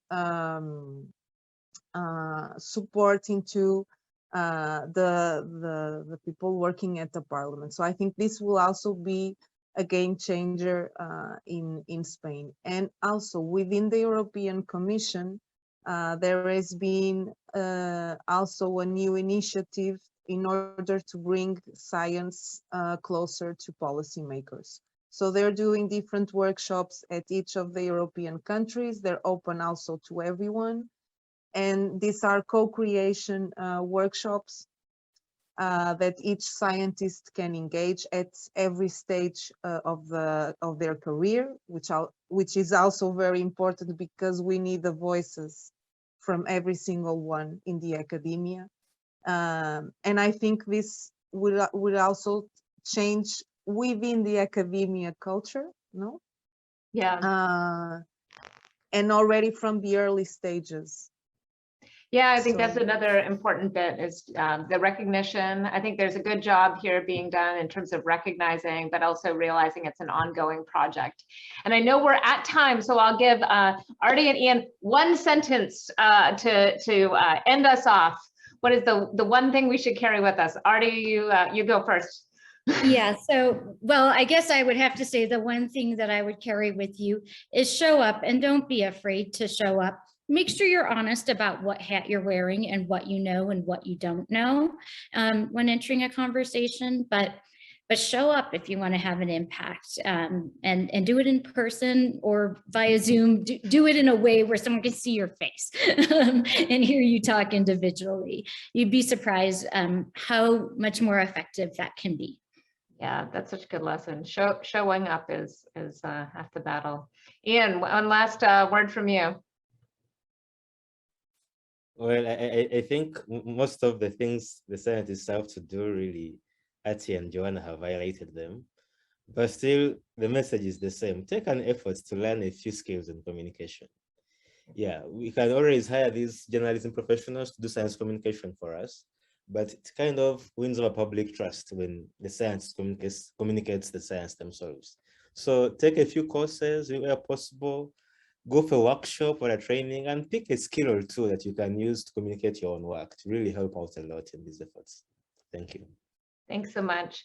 And thanks all of you for showing up. We'll try and give you a few minutes to take a break before the next session. It's really been a joy.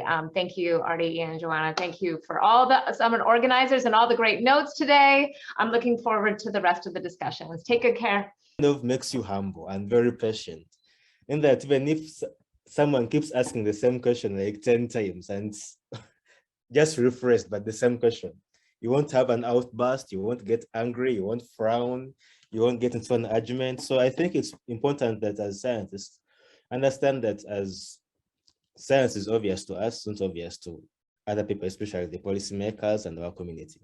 So that helps us to figure out every day, how do we make this simpler? What examples can we use? What everyday life examples can we use to explain these concepts? The other thing that we need to understand that is not obvious is the skill of communication. Yeah.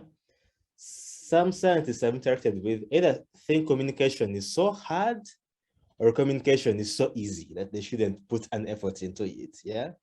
So we usually organize like training courses for scientists, even within our research institutes.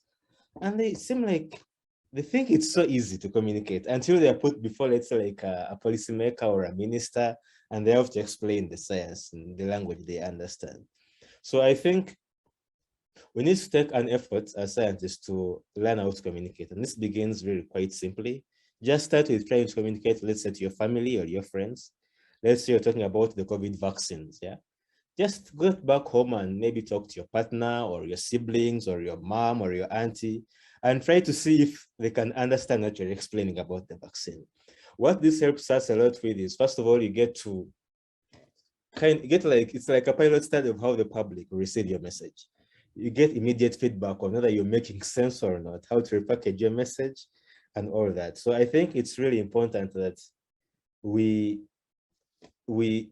understand that need to put some effort into communication and also start with our immediate circles. Then for the students, I noticed as a student that because I think we are students and we are young, we are vibrant, we always found a soft spot with elders, you know? When you reach out to, let's say, like the member of parliament of your area or the minister, somehow because you're a young man or a young lady trying to explain this, that alone gives you the audience, first of all. So what you do with the audience then becomes your task. So I think for the students, all they have to do really, in my experience, is take the first step, you know, reach out. Chances are always high that you will be listened to. So then you work on the message you have to deliver.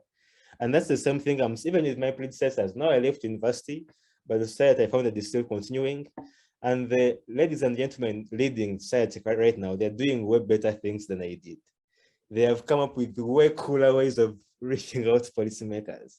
They've come up with a series whereby they look out for different politicians interested in various topics, and they organize kind of like a panel discussion, about an hour, 30 minutes, and they discuss this. So what this does for them, one, even if these politicians have slightly opposing points or opposing views, the fact that you're willing to listen to them, understand them, and engage with them kind of makes the subsequent interactions easier. You know, it's like starting these relationships that you pursue as a student after university, so nurture these relationships. So I think that's one thing that has helped me a lot. Most of the people I'm working with in these spaces, I met them for the very first time as an undergraduate student. So it's like, I think that parent nature, or I don't know, that mentoring nature kind of kicks in, and they want to listen to you, they want to help out, they want to understand you. So I think for the students, really, the issue is just take the first step. Then you'll figure out the next steps thereafter. I think that's what I have to say for now, unless there's anything. No, that's such good advice. I think so much of this is resonating and thinking about even the work with iGEM and iGEM human practices, and this sort of relates to the question I'd like to segue into that's already into the chat, which is sort of both the incentives and the culture around having a responsibility to make this part of your work, not just your profession, but your your sort of civic responsibility in terms of the type of knowledge that you share. A lot of it is just getting practice at it or doing your homework. But some of it is actually trying to address the incentives around making this a rewarding part of your career. And so I know we're seeing some of this in a pointer to the issues in science and technology, our article that Arti put on, or Joana, you mentioning the types of programs that are being piloted. I wonder if yeah, you might share some ideas on the types of things that could incentivize this. And maybe since we're entering the last minutes here of our panel, what does this mean in terms of what types of incentives or old cultures the BioSummit community might consider? What are the types of experiments in aligning those incentives might they think about as we're going into future years learning to do this type of work? So I'll give the chance for each of you to maybe make 1 minute last comment in terms of anything you want to share along those lines or something else entirely. So I'm going to start off with Joana.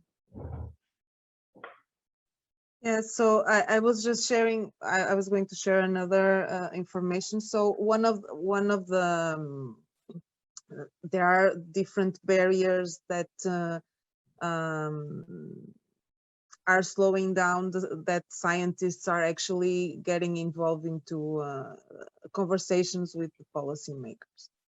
And 2 of the things are lack of recognition and lack of time. In Spain, for example, there was a plan that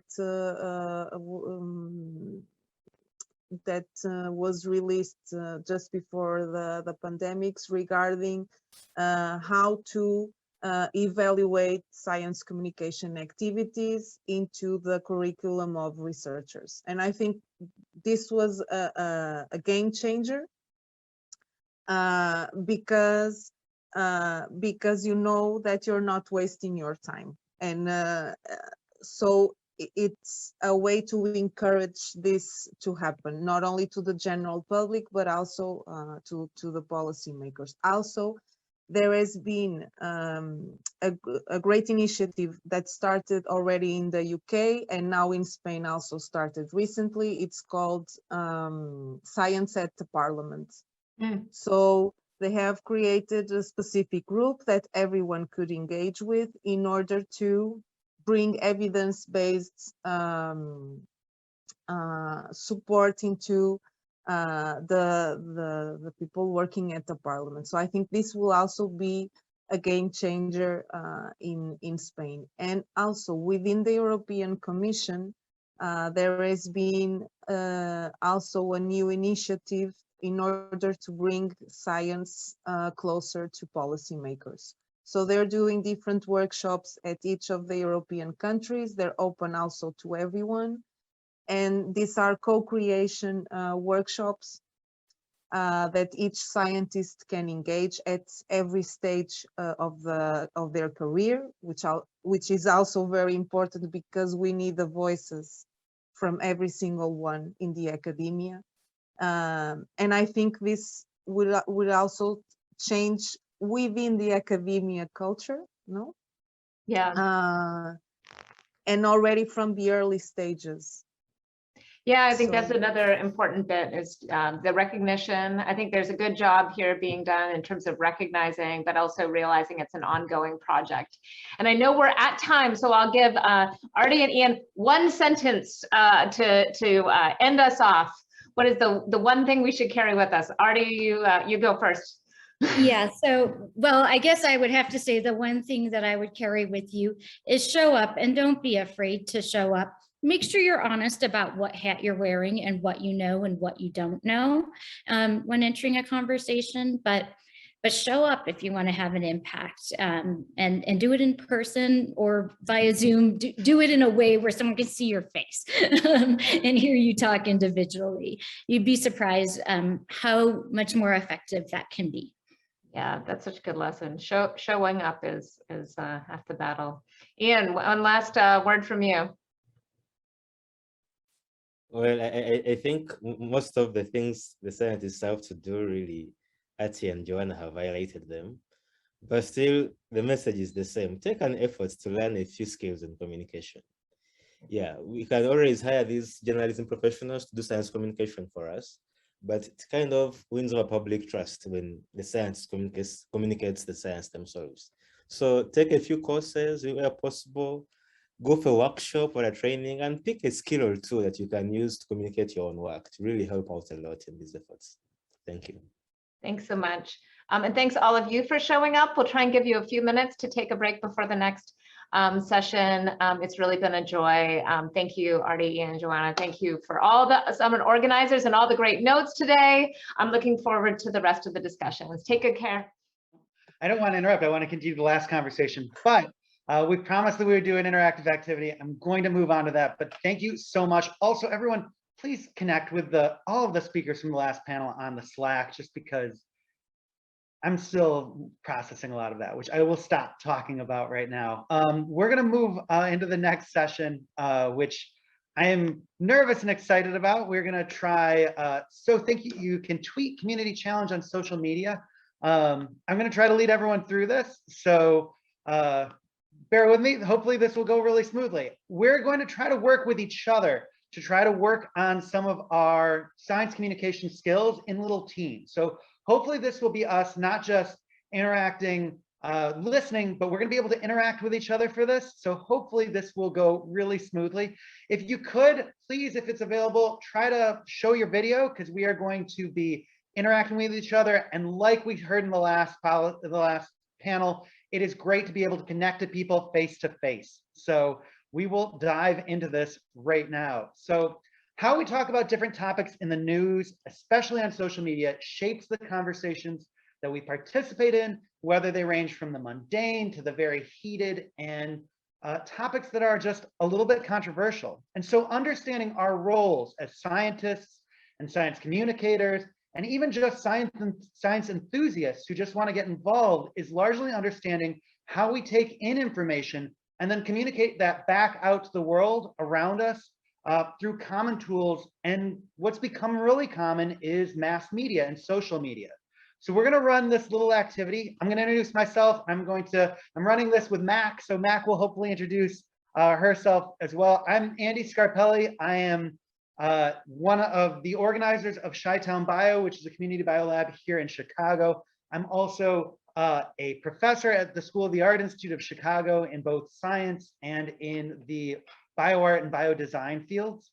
And so I'm really excited to try this. This is going to be an experiment we're going to do together. Mac, do you mind? Oh, cool. Go for it. Yeah, I can introduce myself. My name is Mac Thornbury. I'm in Montreal, Canada. I'm doing my PhD in metabolic engineering, synthetic biology, working with weird yeast. I also love science communication, and I've written a bit for Massive Science, which you might have heard of, maybe not. It's out of the States. And yeah, I'm always looking to learn more. I'm kind of going in blind here to this. I'm excited to what Andy has to show us. We'll all see what Andy has in store for us right now, but also shout out to Massive, because that is, I've worked for them too. They're great. So today what we're going to be doing is we're going to be looking at a few topics that have received varying degrees of attention and controversy, and then we're going to explore how we would communicate them. And we're going to do this in groups so that we can start talking this through and start challenging each other about the things that we've learned that are really effective and things that aren't really effective.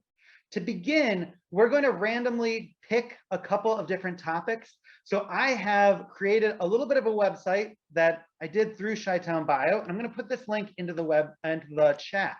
So if you take this link, I have taken a little bit of some blurbs out of some recent articles that have made the news. And so if you look at the prompts and you actually click on them, it should take you to links of different articles.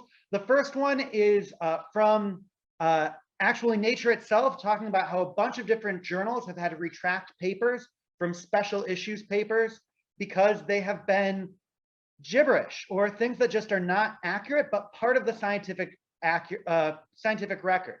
The second prompt is about Nicki Minaj and her stories about her cousin's friend who had some issues with his testicles after getting the vaccine, which were inaccurate probably, but this was widely reported in the media for a while.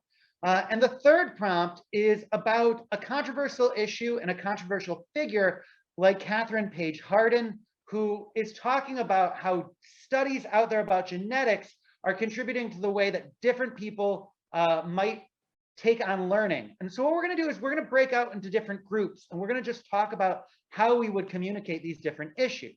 And so we're going to talk about these short blurbs, and then we're going to take these articles from the different media outlets and start to work on tweets. The first thing we're going to do is work on Twitter. So we're specifically looking at Twitter. You and your group are going to be given one of these prompts. Pick whichever one you'd like, and then I'm going to give you a little bit of a survey to actually fill out that we'll broadcast to all of the groups. What we want you to consider is what you actually want to send out in your tweets. Are you discussing what the article is actually about? Are you just trying to inform? Are you trying to share your opinions and shape a conversation? Or are you just trying to get your readers to interact with this piece? As we discuss the potential tweets that you're actually going to put out there, please fill out a Google form that will be broadcast to your groups and focus on what you actually want to do with your tweet and then what you want to do to actually look at that. So we're going to give everyone 15 minutes to work in these little breakout groups of about 4 people. So we'll do 5 breakout groups and we'll spread people out throughout those. Mac, that would work, right? Cool. So we're going to start those. Yeah. And we'll jump between them, Andy and I will. Yeah, we'll just hop in between and I'll send out the form and broadcast them to all the different breakout rooms, but we'll go into them. Let me get the form ready to go so people can see that from the get-go. And what I would really love too is if you are working on these, feel free to actually send out the tweets from whatever prompt you're doing. We'll actually send out a little bit of a hashtag, but if you could hashtag it on your tweet with Global Community Biosummit SciComm, I'll put that in the chat right now too. Look through the form, start working with your group. We will craft the perfect tweets just to send out to the community and see what we can actually build from this. Okay, I'm gonna throw you into breakout rooms in 3, 2, 1. Hopefully that was fun for everyone else too. It was just a good conversation, I think, which I would like to just thank my room for that. I'm gonna pop open that document real quick and just see what tweets we got back from this. We had a bunch of responses. We had 2 responses. Hopefully we also got to just have some tweets. Did anyone just have a good tweet that they'd like to share in the chat? It's all good. Someone was direct asking about things. I know that we actually made a tweet and I sent it out on my account, which is a bit of a mess. But we tweeted about the second topic about Nicki Minaj, which is what it is. I will share mine in the chat. But did anyone just have anything they want to share before we move on to the next part of this activity? We had a good one, but now I can't remember it because we submitted it. And so I don't know. You know what the subject was? Because I can read it real quick. Yeah, it was the first one. It was prompt 1, and it was the 3rd tweet about Springer. Got it. So I have 2 tweets there. I have, why do institutions waste money paying Springer millions of dollars for access to their journals when they can't even keep low quality scam papers from being published? For once, I'm glad contributors don't get paid. Was that it? That's the one. It's harsh, and I love it. We were actually we were talking about prompt number 1 too, Alex, in our group. And one thing that we talked about was, like, you know, we can write to other scientists, like and journalists, as you had, Alex. But like when you're having to write to the public about that, that's a very tricky situation, right? Because we've built up science to be this kind of like, you know, beacon of truth, but in reality, it's a process. So when we find fault in it, it can be kind of hard to communicate that to the general public. There was one other submission who worked on that same prompt that said, science is a human-based activity and as such can have faults. Our best method to create knowledge, but it is our best message to create knowledge, but there still can be problems with the data produced. Fortunately, we have mechanisms to continuously self-correct and advance. And then they use the hashtag data for good, which that might have been Yasmina. That was in our group, but I don't know who wrote it. That's oh, Joana. Excellent. That was amazing. Hopefully people will put some of these out there because I think that they are just fun. There's also really great that there is someone who's bringing up using memes. That was something that we really wanted to do in our group and talked about a lot, just because there is a power of having something more than just text. It makes things so much more easy to interact with. We're going to talk a little bit more about that in a little bit, but I want to make sure that we can do one more breakout session and talk about things with our group one more time. So thank you, everyone. That was absolutely amazing. And we hope that you had fun with the article that you actually talked about. But we're not done. Twitter is not the only tool in a science communicator's tool belt. We're also going to try to see how we'd respond to either the same topic or a new topic of your choice, but then work around this on Instagram. You can work on the same prompt if you want, but it's probably going to be easiest for the sake of time to use that same one. You can also switch it up if you like. We're going to be sending out a new Google form, so if you want to submit something, you can do that on the new form. But we're going to provide space for you to add an image, so less than 100 megabytes, just because I don't want my drive to completely fill up. But you're also free to post this on Instagram itself and use that hashtag GCBS _ SciComm, just because we are not going to get to do TikTok today, just because TikTok is a little newer and we weren't sure that everyone was going to be able to do TikTok, but we will talk about TikTok after we get done with this Instagram activity. So what I want you to do is just work with your group, figure out how Instagram and Twitter are different. Try to really think about how this will be different. We're going to give a little less time. We're going to do 10 minutes in this next session. And we'll give a 5-minute warning. Sorry. And 4 rooms, sorry, Andy, because there's less people now. That makes sense. Yeah. We had some rooms that were a little bit empty, ghost rooms. And so we'll shuffle up everyone this time. So hopefully you'll get to have conversations with new people and just really work through one of these topics and just figure out how we would actually Instagram them. So we're going to give everyone those 10 minutes, 5 minutes warning. We'll make sure that that's broadcast to everyone. And with that, we'll send everyone to get to work on this. Okay, you should be able to join. You should have gotten a notification. And I will broadcast that link right now. Except it's trying to get me to join a room, and I don't want to join a room yet. I want to share the link with everyone. So let me broadcast that to the breakout rooms. And then I was in breakout room 4, so I have to go to breakout room 4 this time.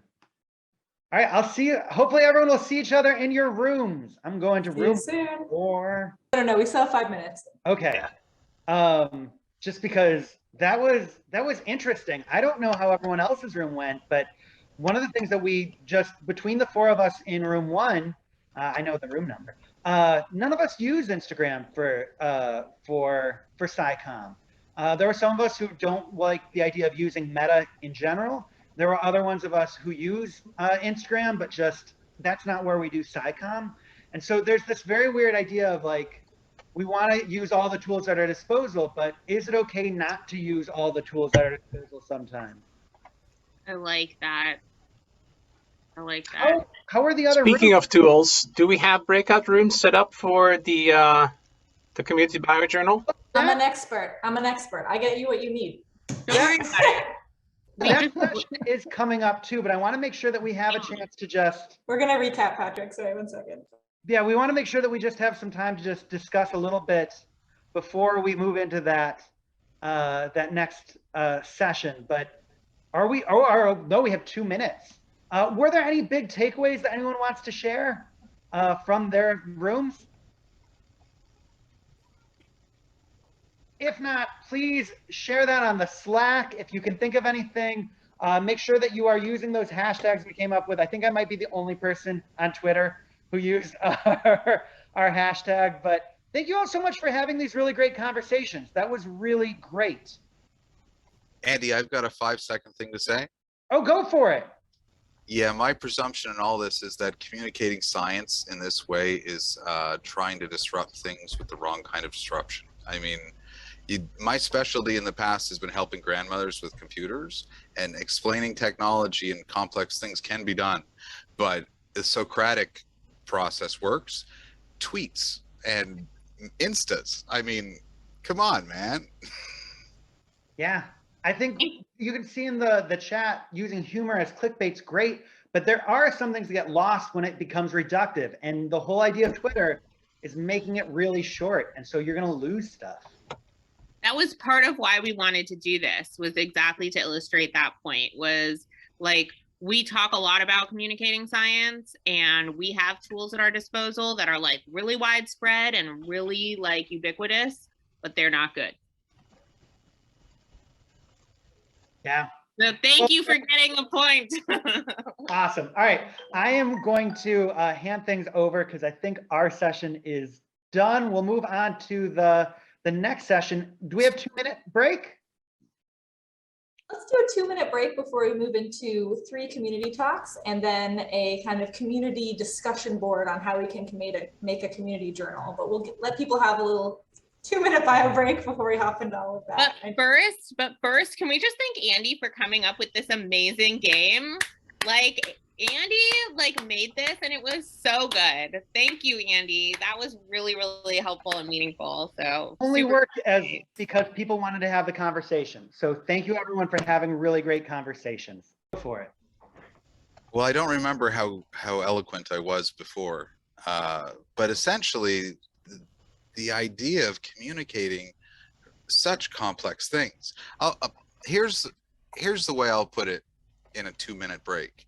And that is, for the whole COVID pandemic, I really wish that instead of it being a virus, it was caused by some kind of quantum flux thing that had to do with string theory. Because then every single punter in the world who would come up with something about virology or epidemiology or anything, you'd go, but you don't know anything about string theory. What are you talking about? Come on. Like, everyone would recognize that quantum physics nobody has any handle on except for really rare weird birds in their ivory towers.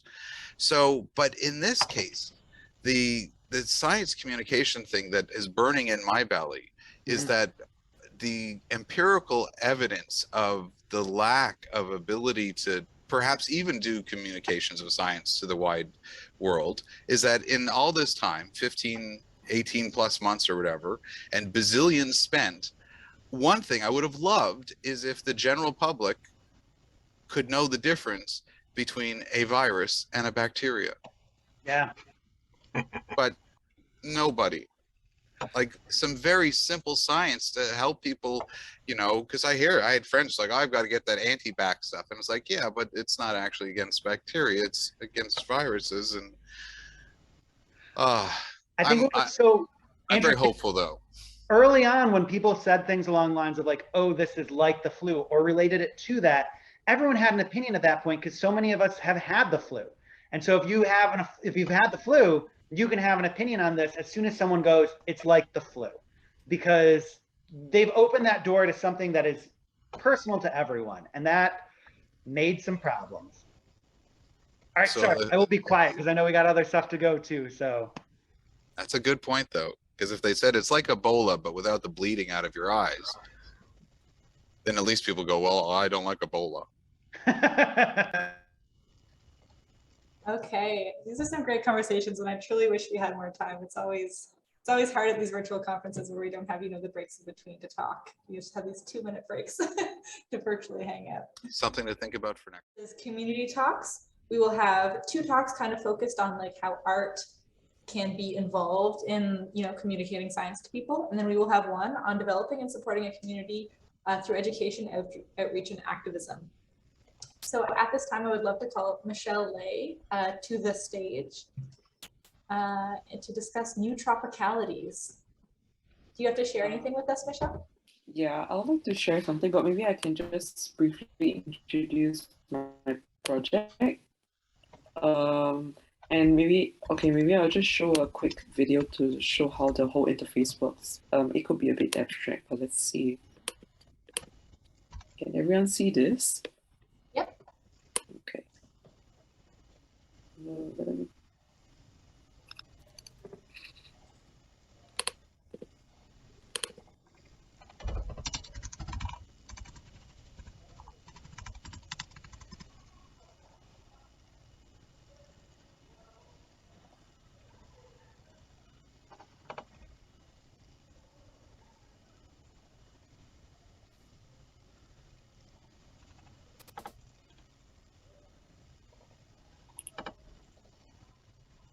Okay, so basically that was a web interface that I designed with my collaborator, and it was just a simple experiment where so maybe I just introduce myself briefly. I'm Michelle. I am originally from Singapore, but I moved to the Netherlands to look closely into using design as a lens to understand how humans can relate to plants in other ways, non-extractive ways.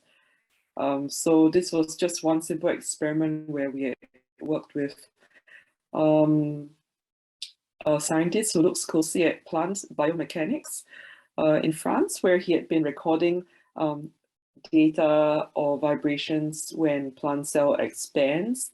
And from these vibrations, he had sonified the data. And he had shared that with us. It was his first time working with designers, artists. And I think the process of editing the sounds itself was very interesting because it was not something I could make anything out of, in a sense that the raw data sounded like noise. It was like zzz. And after kind of slowing down the tracks itself, there's a lot more texture, so as you could hear in the video itself. And from there, I think we just designed a simple web interface where hypothetically one could sing with the plants, just to understand how, like, you know, we could bring in like human-computer interaction, but into the realm of plant-human-computer interaction as well. So the idea is if you move the mouse around the screen, it's also like kind of allowing the plants to express themselves differently depending on how you move the mouse. And of course, down the road, we could kind of bring in motion sensing as well, where depending on how you move your body, you know, you could literally move and sing with the plants as we and our collaborator get to know how plant communication works, because I think this field on its own is just so vast and so complex, and it's hard for even us and maybe scientists to grasp how plants communicate and the language of plants itself. So I'm not sure how much time we have left, but I try to keep the presentation quite short. And I think the questions will come at the end of the whole session, right? Oh, there's no People questions. can ask you questions now. You still have about 5 minutes. So if anyone has questions on new tropicalities, I guess I kind of do. Like, what do you mean by new tropicalities? Like, can you explain that terminology? Yeah, I think it's just me relocating from Southeast Asia to Europe. It was very strange because the plants I was familiar with, I used to be an urban farmer, and the plants that were in the rainforest were now in my home. So like the banana plants that I would take care of in the garden in Singapore, people take care of it here like an ornamental plant, and that displacement was very jarring for me, and it was also quite shocking. And that's where I really started to think a lot more about whether plants could have a sentience of its own and what kind of intelligence would it have, and rather than try to anthropomorphize plants itself. I think that's why I was led down this rabbit hole to seek out collaborators working on, you know, answering these questions, but from a scientific perspective, and try other ways or more conceptual ways for now to expand on that knowledge to a non-scientific audience, and try to convey in a somewhat artistic way, so, you know, it could really inspire people to think differently of our plant kin. And just started from seeing the banana tree at home, because I think for me, the banana tree is like a very sacred plant. In Southeast Asia, there are a lot of ghosts and spirits that hide in the banana tree. So it was very interesting to see it like in a pot in the corner of my particular apartment as well. Hence, new tropicalities is a way to think of our relationship with plants. So yeah. I love that. I love how you were able to incorporate your experiences into this art as well as like science too. It's really beautiful. Thank you. Do you have like a link to this, the website that you showed, the video that you showed? Yeah, I do. I think I would show you the video instead, because I feel like the website needs some work. Oh, sure. But, we designed a few videos and audio experience to kind of relate or respond to how our collaborator was. Oops, I just shared it. Sorry. Yeah, that was a direct Yeah, and I think what we did was, in terms of feedback, was we sent it to other members of the scientific community who work closely in this area as well, to see if they could understand what we're trying to do. And it's very interesting in that some of the collaborators who we shared the videos with could relate to what we were trying to do, even though maybe for me it was like very abstract and totally unexpected in that I didn't have to spell things out. But maybe because they work so closely with the raw data, it was nice to see that someone else kind of tried to compose and edit and do a collage of videos to accompany whatever with. So all these videos were also footage that was shared with us, and we also play around, kind of like cut and copy and play around with it to see if it could produce some interesting visual effects when you were watching it in a kind of linear sequence, to see if, like, you know, mentally when you're viewing a video, it would register something else as well. So I think we're playing with other ways to communicate these intentions rather than just trying to spell it out. And that was in the realm of like film, in a case where you put two contrasting images together, black and white, to see what kind of like liminal effect it would have on the mind as you're watching these videos and seemingly abstract sounds. And one last point was that in the production and composition of sounds, even though it's very abstract, I think we had to play with frequencies as well, because some of the data were in frequencies that were really like painful for me, my human ear. And in trying to relate that for the human experience, it was very interesting to see how I had to test it on myself and other people a few times to see, you know, at what point we could find a common ground, so to speak, for this realm of like plant-human communication, and that had to be in this area of hearing range or frequency as well. So I think, you know, in a more philosophical way of thinking, it's very interesting to understand that we really have to sync ourselves up with plant time and plant ways of listening in order to better relate to plants, or to sing with the plants, as our collaborator calls it. So that was just a simple idea that we worked on last year. That's great. Thanks so much for sharing, Michelle. It definitely like ties into these like broader concepts we've been talking about all Bio Summit, like, you know, how we were talking about seeing the spirit in AI, and, you know, like giving thanks to the microbes that we work on. It's really, really cool work. So with that, thank you very much for your presentation, and let's give Michelle some snaps, some claps. Thank you. Excellent. And moving forward onto our next speaker, we will have Carla Mullins-Park. Are you here? Hi. Hello. Yes. Let's see how sharing this goes. Okay.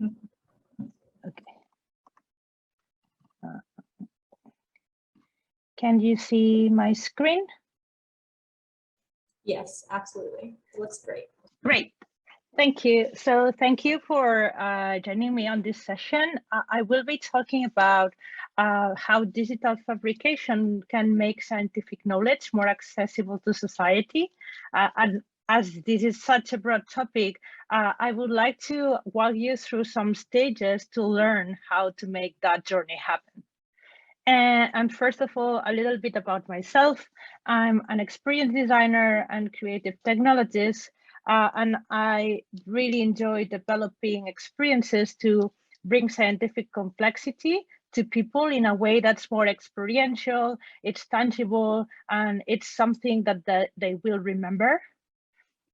So I'm not a scientist, and I don't consider myself a traditional science communicator, but I truly love crafting experiences using a lot of creative tech and experimentation. How I'm linked to biology. I'm part of a network of researchers that's called Chrome Design, and I'm working with 12 wonderful cell and molecular biologists, and they have, or we have, a common node, which is chromatin, and they are working on this multi-scale scheme that you're looking at here. And my role within the network is to create something that will bring this top-notch research that they are working on to non-experts, to make something that makes it more accessible. And then I asked myself, how can digital fabrication make science more accessible? So for me, I would frame a general issue that some scientific ideas are really difficult to represent, and some concepts are complex to visualize even for scientific communities. So if we need to bring it to non-experts, that give us to another level. So there are some abstract concepts that if we need to bring them to a tangible wall, how can we do it? So if we focus on how digital fabrication can help us with that, we kind of like, we can take advantage of it. So I want to walk you all to my journey, how this started. And for me, it has a clear stage zero. In the midst of the lockdown, it was, May 2020, my partner and I got a 3D printer just for fun. And for us, it was really, really fun and easy to start using the tool. It's a tool that gets a lot of good support from the maker community, and a downside is because it wasn't lockdown, I had to buy my own, but there's a lot of 3D printers in many fab labs and educational facilities, so it's something that it's quite easy to reach.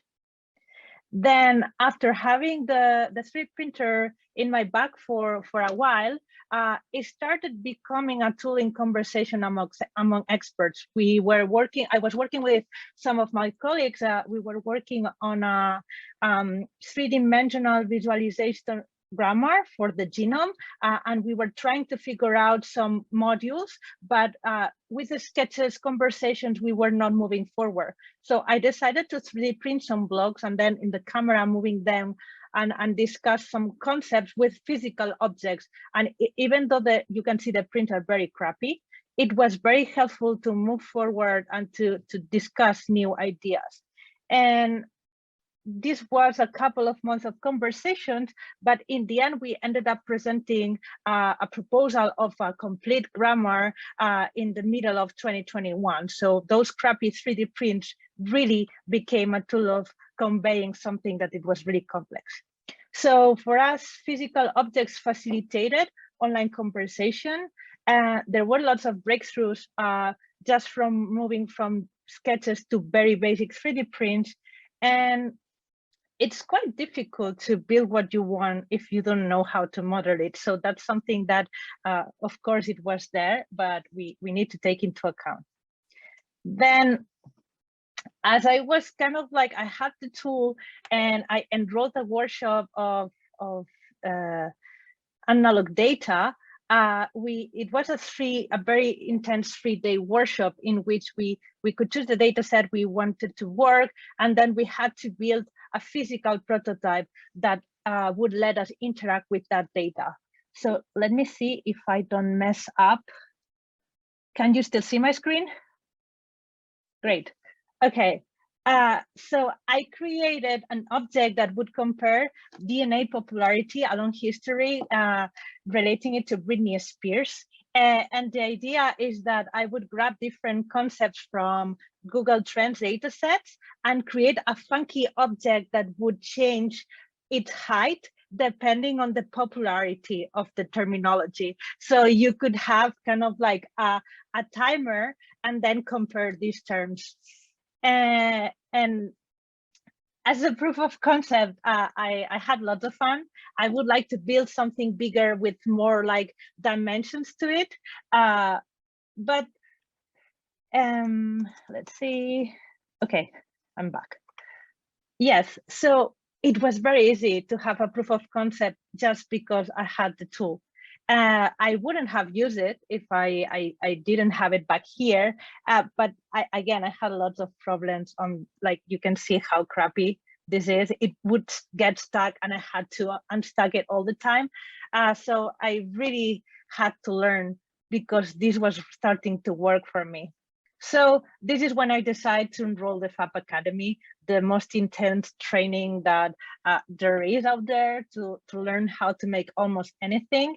And it lasts about 6 months, and then every week you are exposed to one digital fabrication method or technology, and then you have your own journey. You have to decide what to do every week with what you were given. And I had still the idea of grabbing some of those concepts that I was discussing all the time with my peers and try to create things that could be given to non-experts so they could play with it. So I started with something simple, creating a kit and assigning one different shape to each of the bases. And well, it started as it started, things burning, things melting. But in the end, I could have like some pieces to have something that started to work. And the cool thing is that if you go to the link, you can download the files and then you can laser cut it anywhere in the world. So it's very easy to share once it's designed. And if you have access to the tool, you can fabricate it. So with this idea in mind, I was going back to something more complex to working with the three-dimensionality of the genome and understanding this as something that inhabits space. And so I went a little bit crazy and I tried to create a modular structure to provide users some agency to code with genetic code in space.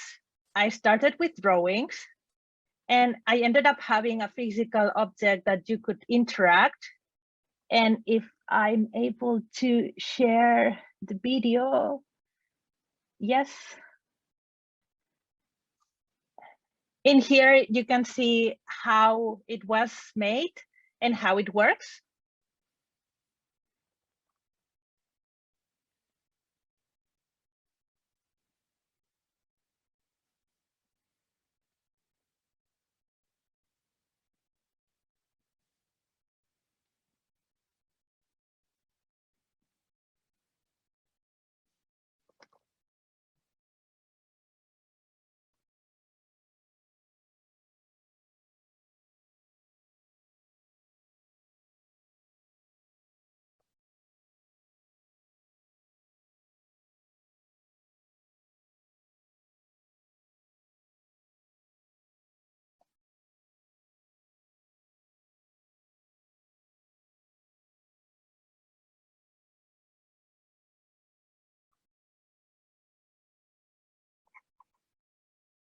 Right.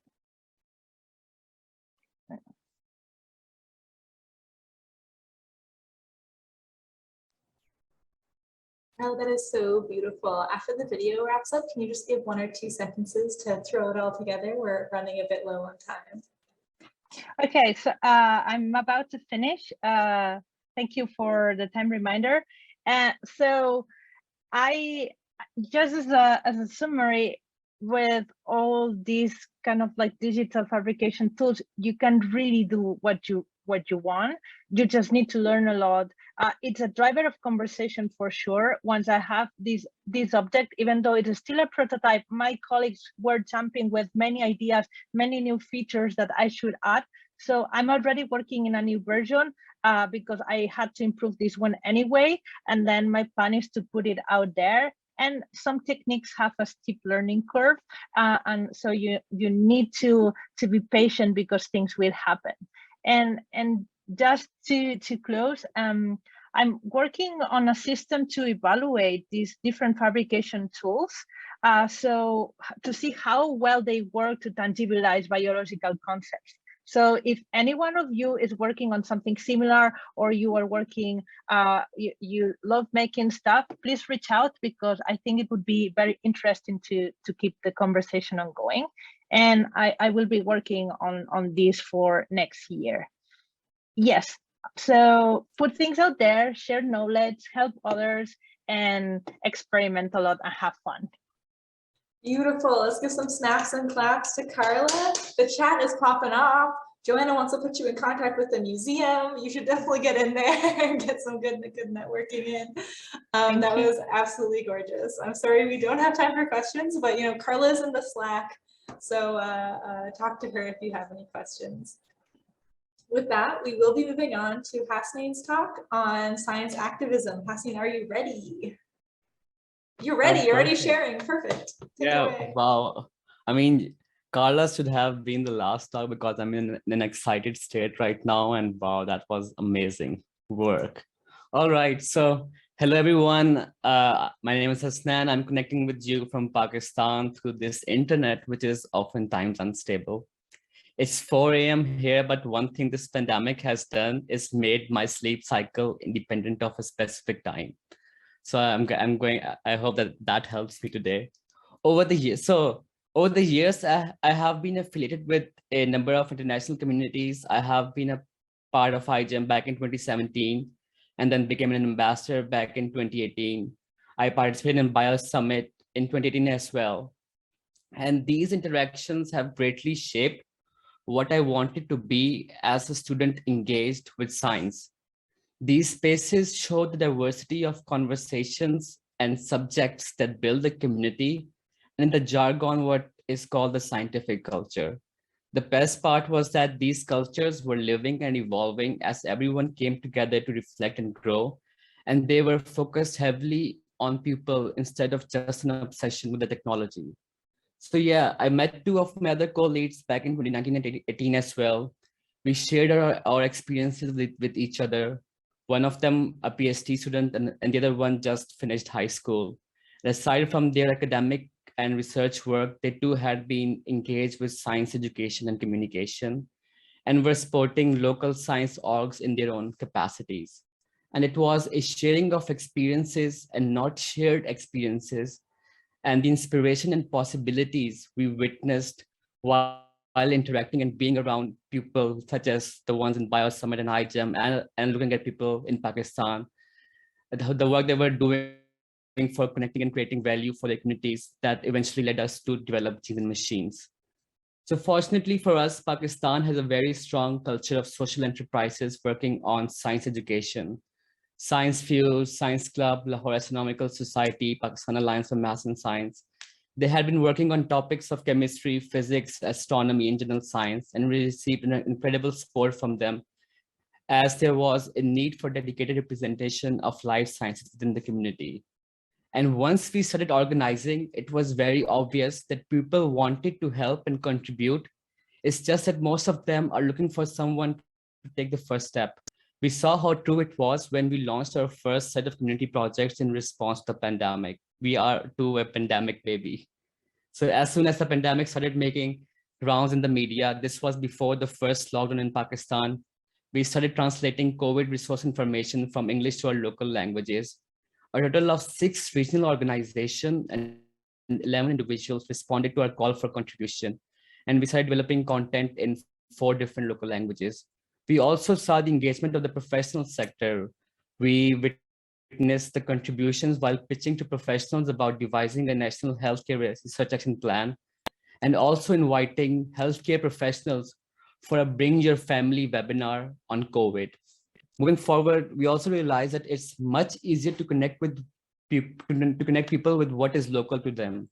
Much of our mainstream science is dominated by non-local examples and narratives in science and technology. There are plenty of Pakistani individuals who are doing incredible work with science, whose voice we wanted to amplify and to build relatedness within the community. We started a podcast called Science Chowk. Chowk is a word in Hindi and Urdu that denotes the central intersection of a market and bazaar. The idea behind this series was to highlight the local contributions of scientists and educators to life sciences and its interfaces with topics such as society, religion, entrepreneurship, and barriers to entry and representation. Moreover, it's also true that access and awareness of opportunities help solve a number of issues that we ordinarily blame on incapability of people. The inequity in science has been covered widely at this event as well, and as co-leads, realized that too once we were in and around spaces of scientific privilege, especially ones where individuals and institutions hijack opportunities. And we developed our training programs just so that people could also get access to resources that we also experienced as well. And these training programs are something that we want to scale in the coming years. We organized a boot camp and school workshops, but it requires a bigger concentric effort to ensure that participants learn something from it and it helps them in their career development. So that's something that we are still trying to work around the best way to implement that. The other thing was that communities are a family. They are purpose-driven and there are topics and values that are close to people who make them. Some of these are built by action, some reactions, and they define the character of the community itself. It's a gem of the fam, if you may. And one of our biggest contributions yet has been our contribution to the National Learning Charter, which was a part of the 40 other local organizations. The goal of this charter was to create recommendations and processes for both federal and district governments to improve access to education, be it economic, social, and cultural, and to improve the quality of education. And yeah, to conclude the building experience part of it, it goes without saying that conversations build communities. And that has been a major goal for us, for people like David said in the beginning, to step up and participate, and for them to feel comfortable. Had it not been a conscious effort to promote conversation, we wouldn't have had the growth we had. Our members have informed and enabled our growth and have shaped what we do and what we continue to do. Now for things that we're still trying to figure out, and we might have cracked the core for it, or we might have not yet, we'll find out post this event. So the first one was that sustaining the community as we engage. So all three of us co-leads are volunteering on this project. It's good on the paper, but it doesn't ensure that it's sustainable and the activities are sustained. So we are creating a paid fellowship for dedicated community member to help organize it. And with this fellowship, we are going to provide the fellow the leadership training through our partner to enable them to kickstart their own project that they care about. Tahreem Fatma from Karachi, she will be our first fellow who will be joining us in late December, and she'll be leading a project on fem health. The second one is creating an economically sustainable body. Our major source of revenue has been partner activities we have been doing at schools and institutes.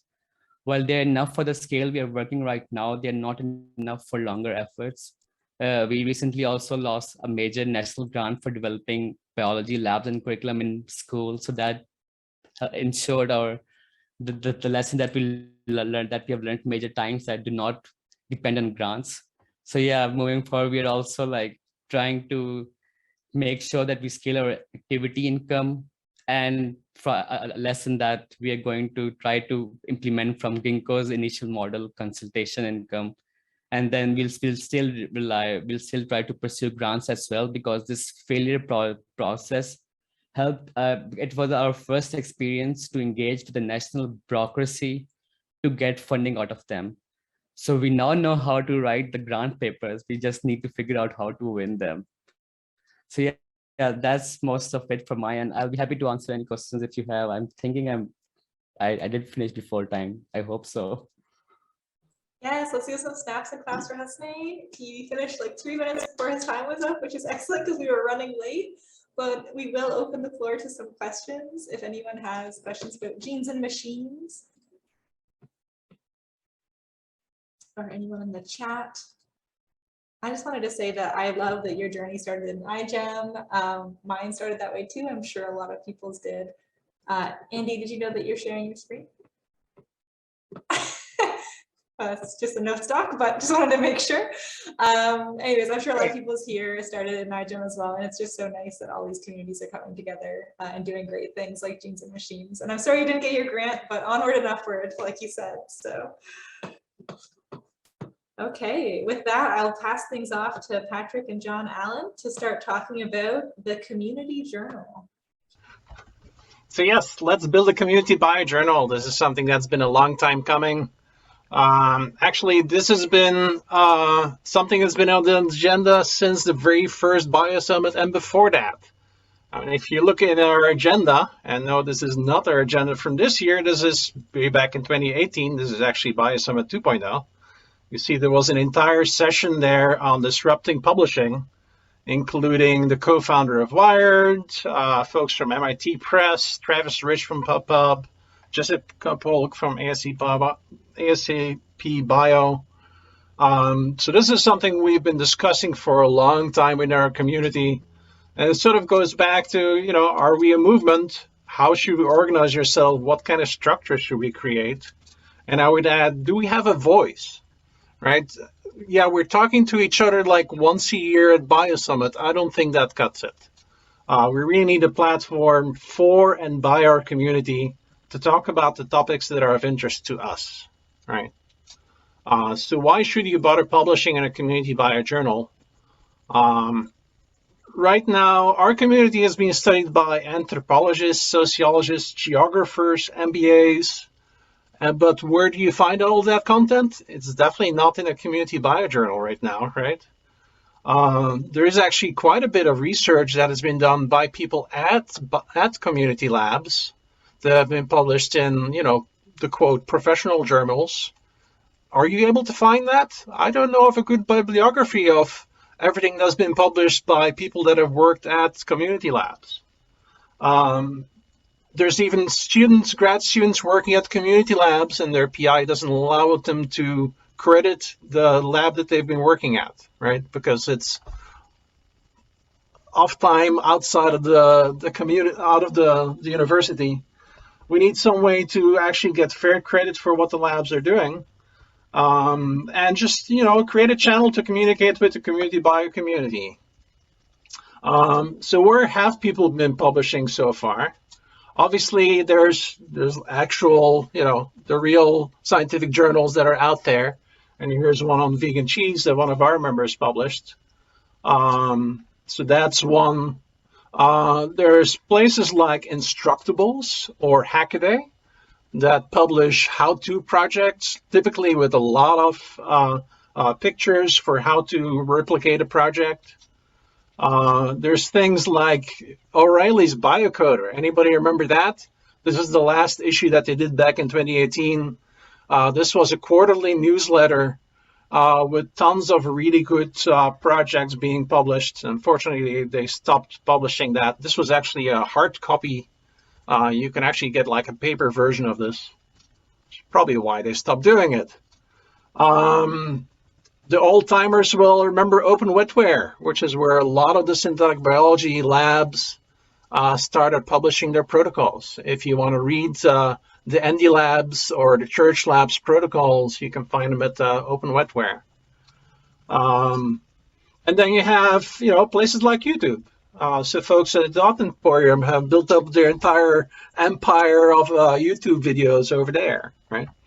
There really isn't a single place where you can find all that content, where it's all been indexed, where people keep track of what interesting stories are out there that could be adopted for community lab use or for independent scientists.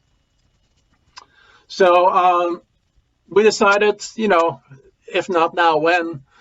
We've talked for a while about using PubPub, which is this platform that's been built by MIT to enable journals to get started. And we actually got in touch with the PubPub folks. Why PubPub? They have a very open science, nonprofit, open source perspective. It's free or by donationware for individuals, grassroots communities, and experimenters. I mean, that language is directly from their website. And there's an institutional support from MIT's Knowledge Futures group. So, we can try and pull some strings to get some things done. Good reason to use PubPub. There's other platforms out there that might offer other abilities to launch journals on as well. So we actually have a live page right now for communitybio.pubpub.org. Everybody feel free to go there. So we have the beginnings of a community bio journal. Feel free to go there. We are currently looking for people to help out. So we are looking for people that can be on the board, whatever kind of board that we want to have. People that can do sort of editing jobs, people that can actually develop the site further. And we would also like to take out some time right now to maybe do like a little governance exercise for a journal specifically, right? So we have these beautiful ethics and shared purpose documents that we've developed in BioSummit. How do we translate those into concrete publishing guidelines for a journal, right? If we're doing peer review, who's considered a peer, right? Do we require any specifications? What are some other open peer review models that are out there? In terms of curation, we probably should not publish everything. If there's like vaccine misinformation out there, we don't really want to publish that. If there's outright dangerous things, we don't really want to set a bad example. How do we curate that? Who gets to decide if we say, okay, we're going to be strict about people obeying biosafety guidelines? How do you deal with things like body modification, self-experimentation, even a lot of the bioart projects where biosafety is not necessarily the primary concern? You can do a really cool performance art piece just by taste testing a bunch of genetically engineered bacteria, right? That might be an entirely valid bioart project, but should we publish things like that? Should we publish things that have warnings attached to them? Lots of interesting decisions for us as a community decide on how should we deal with these kind of things. And then what types of formats should we support, right? A simple scientific paper, that's sort of the default, that's lowest hanging fruit. We should do that anyway. I think we want to support all possible formats ideally, definitely like YouTube videos, links to other published papers everywhere. So there's a variety of different formats that we could consider. Let's see, should we do a little live demo perhaps? Let's see, so if you go to communitybio.pubpub.org, let me just do it right now. You can see what our current, and ignore the fact that it doesn't have like fancy logo and things like this. This is just a plain vanilla journal started on PubPub. But we have a bunch of information filled out. So we have the statement of purpose, community ethics. We actually have links to all the bio summits. We have the last year's proceedings. We would love the first official edition of the Community Bio Journal to be the proceedings for this Bio Summit. And then we have a Get Involved page. So if any of you can, offer your skills to build this out better, we would love that. And a submissions page that says we're not quite open yet. But we have the beginning platform at least. So we would love to go back to, let's see, I would love to go back to the breakout sessions that I had listed here on this slide that I went away from.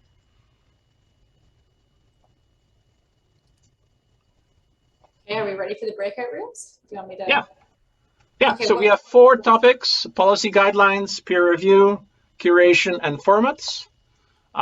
You can actually go to the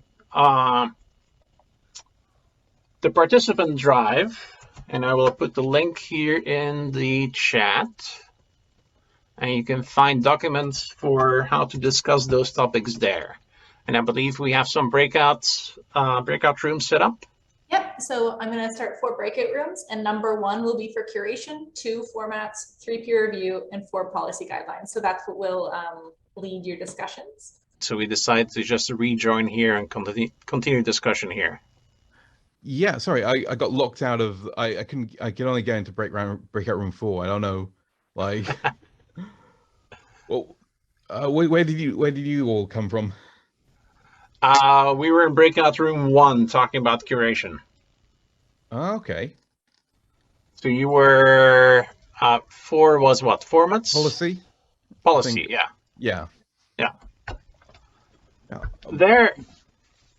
There at least we already have, we have the shared purpose document, and we have the community ethics document. Yeah. And in some cases we can literally just go over the different paragraphs in there and translate that into, publishing guidelines. Right. Yeah. Right. How about curation? How did that go?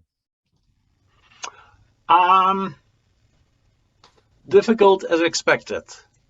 Oh. Sorry, I've just been invited to join room 3. I'll be back.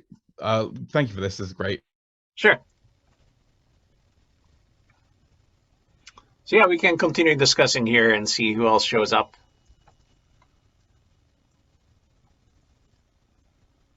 Sounds good. Says breakout rooms will close in 53 seconds. Okay, here we go. I saw that room 1 was completely empty and that you weren't in there. So I thought, better check the time. Yeah, I wasn't quite sure if you were going to recall us, or so we decided to continue discussion here. Oh, nice.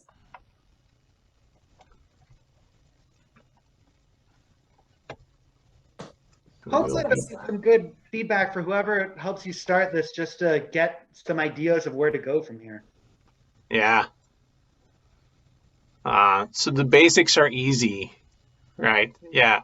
We want to do something like a scientific journal, that's sort of low-hanging fruit, you know, with regular peer review.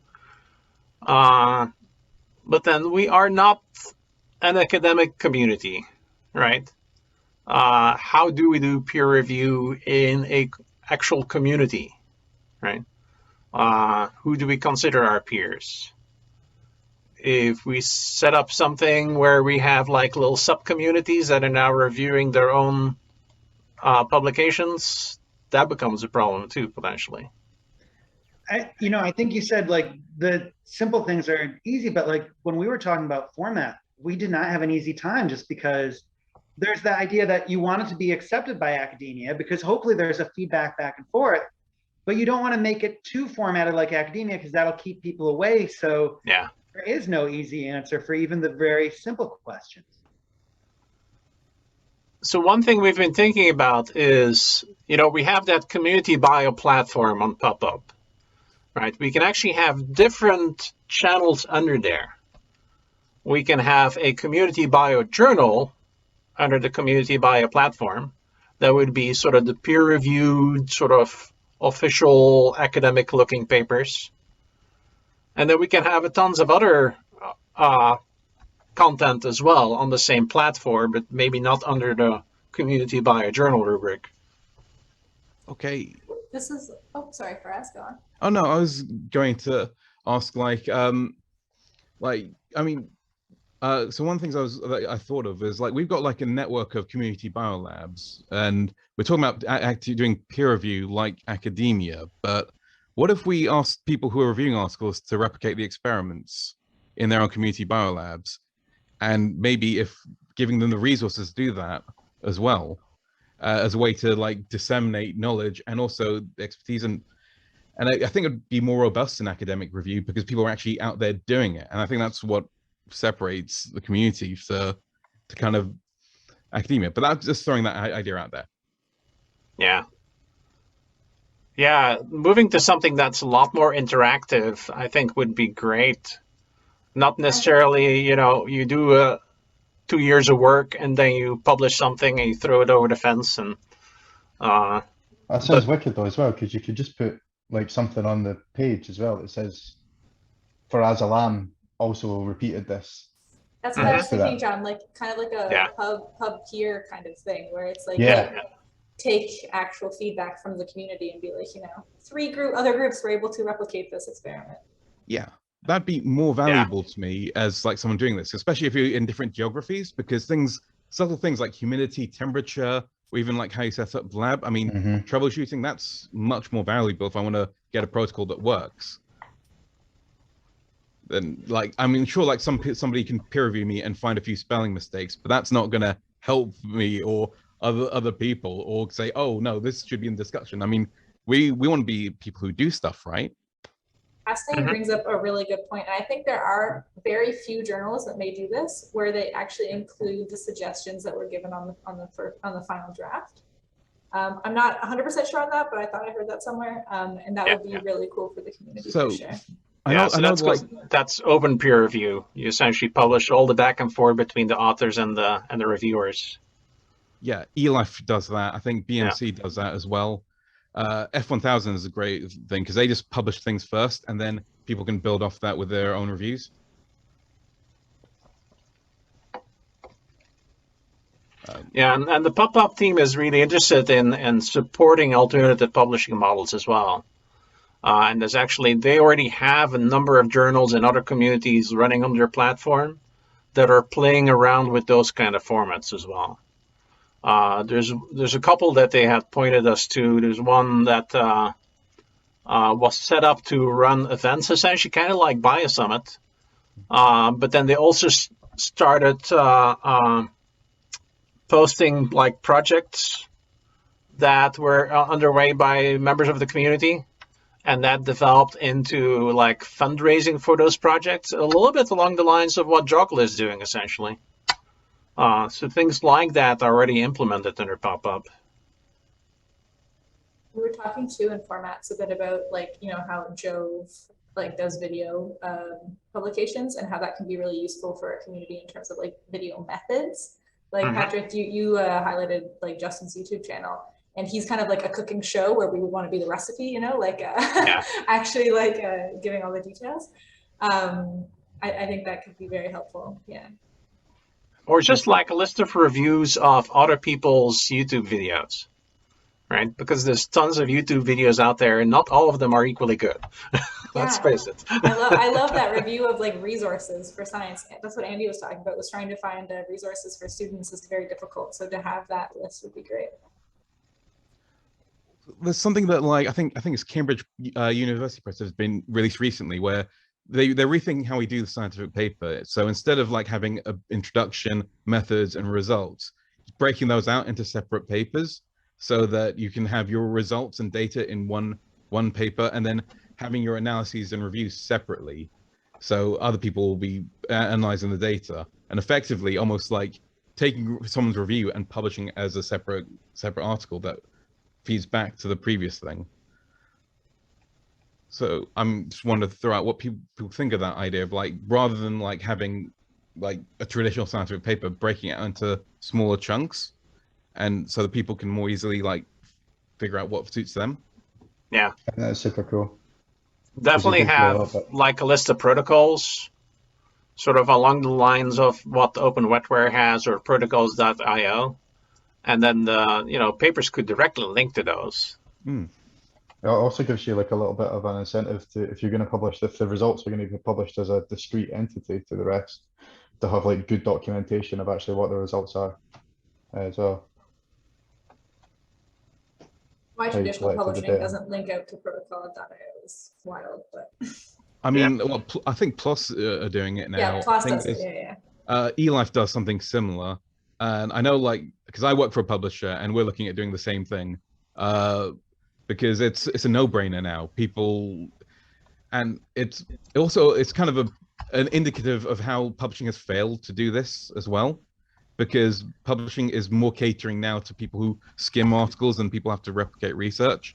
So now trying to recapture that, and it's harder now. And Protocols.io is doing it. So PLOS One is going to make its bank by doing protocol announcements, saying, "Oh, hey, we've got an announcement of a protocol. That's at Protocols.io."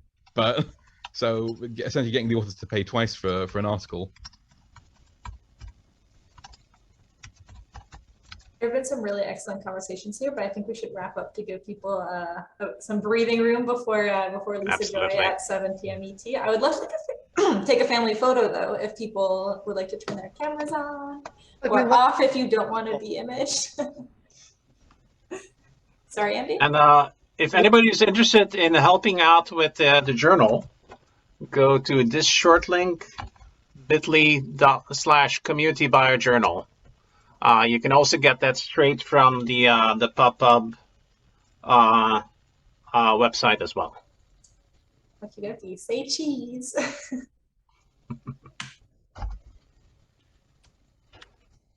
Perfect. I think I got it. So, oh wait, no, Pablo, I didn't see you turn your video on. We gotta do it again. Okay. 3, 2, 1. Okay. Well, lovely to see you all. And Alex, you're the host, so I think you have to close down the room. Okay, thank you guys. Bye everyone. Thanks for the nucleus. Lisa Joy. Back here for Wines and Witches, 8 p.m. Let's go, Eastern time. Bye. Bye. Bye, y'all.